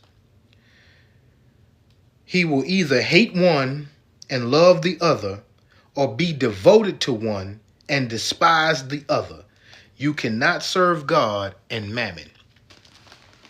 Now, when they talk about mammon, a lot of people want to say mammon is material wealth. You can't serve God and the world. That's all. It's not talking about material wealth. You can't serve God and the world. Meaning that if you serve the world, that means the world is in control of your God self. Which you want to serve the God self so it can be in control of your world. That's why I say the world should not dictate who you are and what you are. Because who you are and what you are defines your world. So your world should not empower you. Clothes, it's like they're saying, clothes don't make the man, man makes the clothes.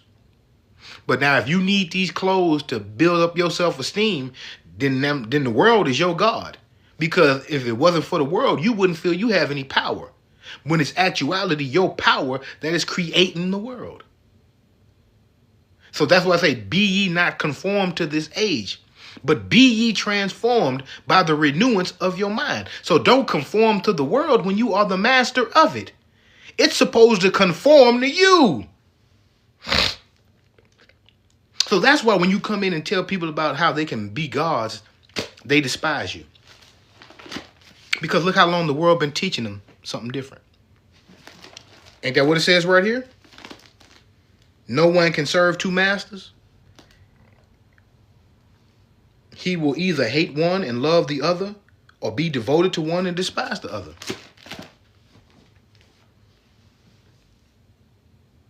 So you can't, the only reason you can't have two masters is because somebody got to be a servant. Somebody has to be the servant. Somebody has to be. And if you got two masters, then you are a slave to too much. You are a slave to too much. That you just picking the next best thing. You ain't got no clue. You ain't got a clue. Great rising, abundant rising, wealthy rising. So I really do hope this was helpful. I'm finna shuffle these up. I'm about to shuffle these up real quick. And Matt, I'm gonna do yours. You said you want a general, and I'm gonna have to call it one. Like I said, I've been on here a little bit longer than expected. And I'll probably come back later on this evening and do some more readings. If people want to do personals. But if anybody want to catch this, I'll put this on my Patreon. It's patreon.com/3KC TV. 3KC TV. So I really do hope this was helpful for you. All right, Matt, here we go. This is going to be for you.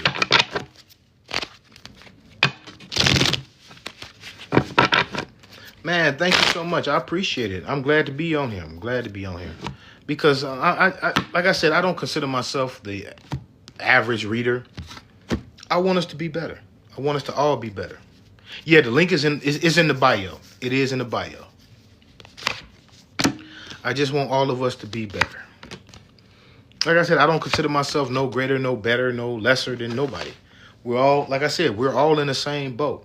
It's just that I've been given certain insights and certain directions to search for certain information that I realize is not privileged for everybody, or everybody does not know it exists. So I don't mind learning it, understanding it, and going through the trials and errors of it myself, you know, to help empower somebody else. You know what I'm saying? Because in the end, at one point in time, all this shit gonna pass away. And me sitting on all this is helping what? You know what I'm saying? And I live by this one quote. I got this from Tahuti. It's actually two of them. One that said, if you're gonna pass away, be remembered for intelligence. Be remembered for intelligence. So I don't want to just be someone and Skip had all this money, had all these material shit, and I ain't done shit with my life. What was the point of me being here? That's how I look at it. What was the point of me being here? That all I did with all my life was just get all this goddamn money, get all this material shit, and wasn't no good for no goddamn body. The fuck? When I realize now that me doing what I'm doing, seek ye the kingdom of heaven first, and all things will be added unto you. So now, if I seek what's in me and learn that, everything I want gonna come anyway. So I don't have to seek it when I know that it's what's in me that's attracting that shit to me. I don't want it for no reason. It's mine. I just got to know what's in me so I can sustain it when it come. So I ain't got to worry about busting my goddamn ass, going nuts trying to get some material shit. I just got to do the inner work and learn these experiences and gain that wisdom. So when the time comes that it presents itself, that I may fully know as I am fully known. Y'all get what I'm saying now?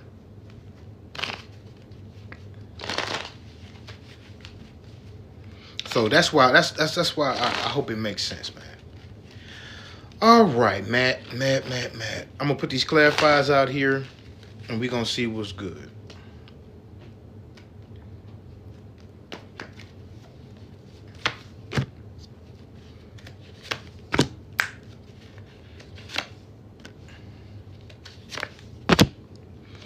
Okay.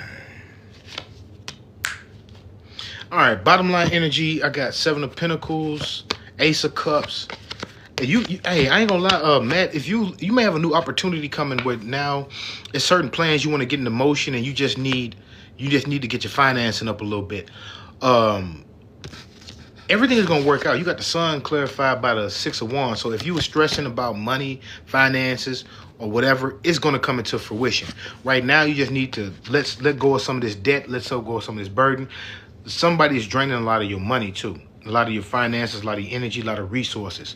So you may feel some type of way about that, but hey, I mean, you just gotta cut your losses. That's really what you gotta do. Cut your losses, because right now it's taking up a lot. It's taking up a lot of resources. What's happening? So now right here, you got 6 of Swords clarified by Temperance.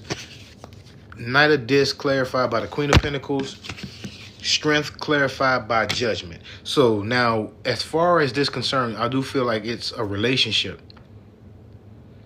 If it's a relationship, you got to understand that how either you are valued or that person is valued. That y'all got to get on the same page about your what is most important. Because you can't, if you go away from what y'all valuing the most, then it's bringing a wedge between y'all, and it's actually draining one another. Either it's draining you or it's draining this person. But I do see that right here. It's some financial things you want to acquire. It's really some financial things you want to acquire. So you're going to be creating a new opportunity to really increase your finances. I really feel like whoever this, and it comes to a intimate relationship, all you got to do is just really, this woman here is really concerned about your well-being. I'm not gonna lie. If you had any concerns about it, yes, this woman is really concerned about your well-being. I do feel it's other people around you that's really draining your energy and resources, but this intimate partner, I don't see that being one of them. If you do have an intimate partner right now that is one of them, then definitely you got somebody that's coming in that's going to value you that much more. But I don't feel whoever this intimate partner is your problem. It's other people that's really draining your energy, draining your resources. So now you got an opportunity coming to really prioritize your resources and to gain more resources. To gain more. It's just that now you just got to make a decision about your current employment and your current affiliates. Who you associate with and who you are employed with. I would really look towards a new opportunity, which I do see is present a new job opportunity is going to present itself, which is going to definitely increase your finances. And this partner does have your best interest at heart. It's time for you to really let go of a lot of people who are dead weight. Dead weight. Dead weight. So, but other than that, bam. Sun clarified by the Six of Wands. You come out on top. You come out on top. It's just making these necessary priority changes, and you come out on top. And you already know what needs to be done, so you good. You already know. So, man, I really do hope that was helpful. I really do hope that was helpful. Since you're the only one, let me know if you had any other questions pertaining to this. Because after you, I got to get up out of here. But let me know if this was helpful for you, or if you had anything else pertaining to this, because I just see right now the end result is you're going to be coming out on top.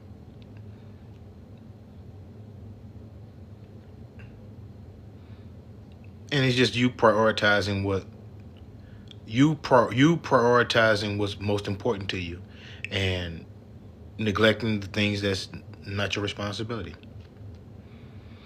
All right, cool. No problem. No problem at all, man. I'm glad I was able to help. So with that being said, I want to thank everybody for tuning in. I really do hope this information was helpful, insightful, enlightening, and gave you enough information to move forward on your journey.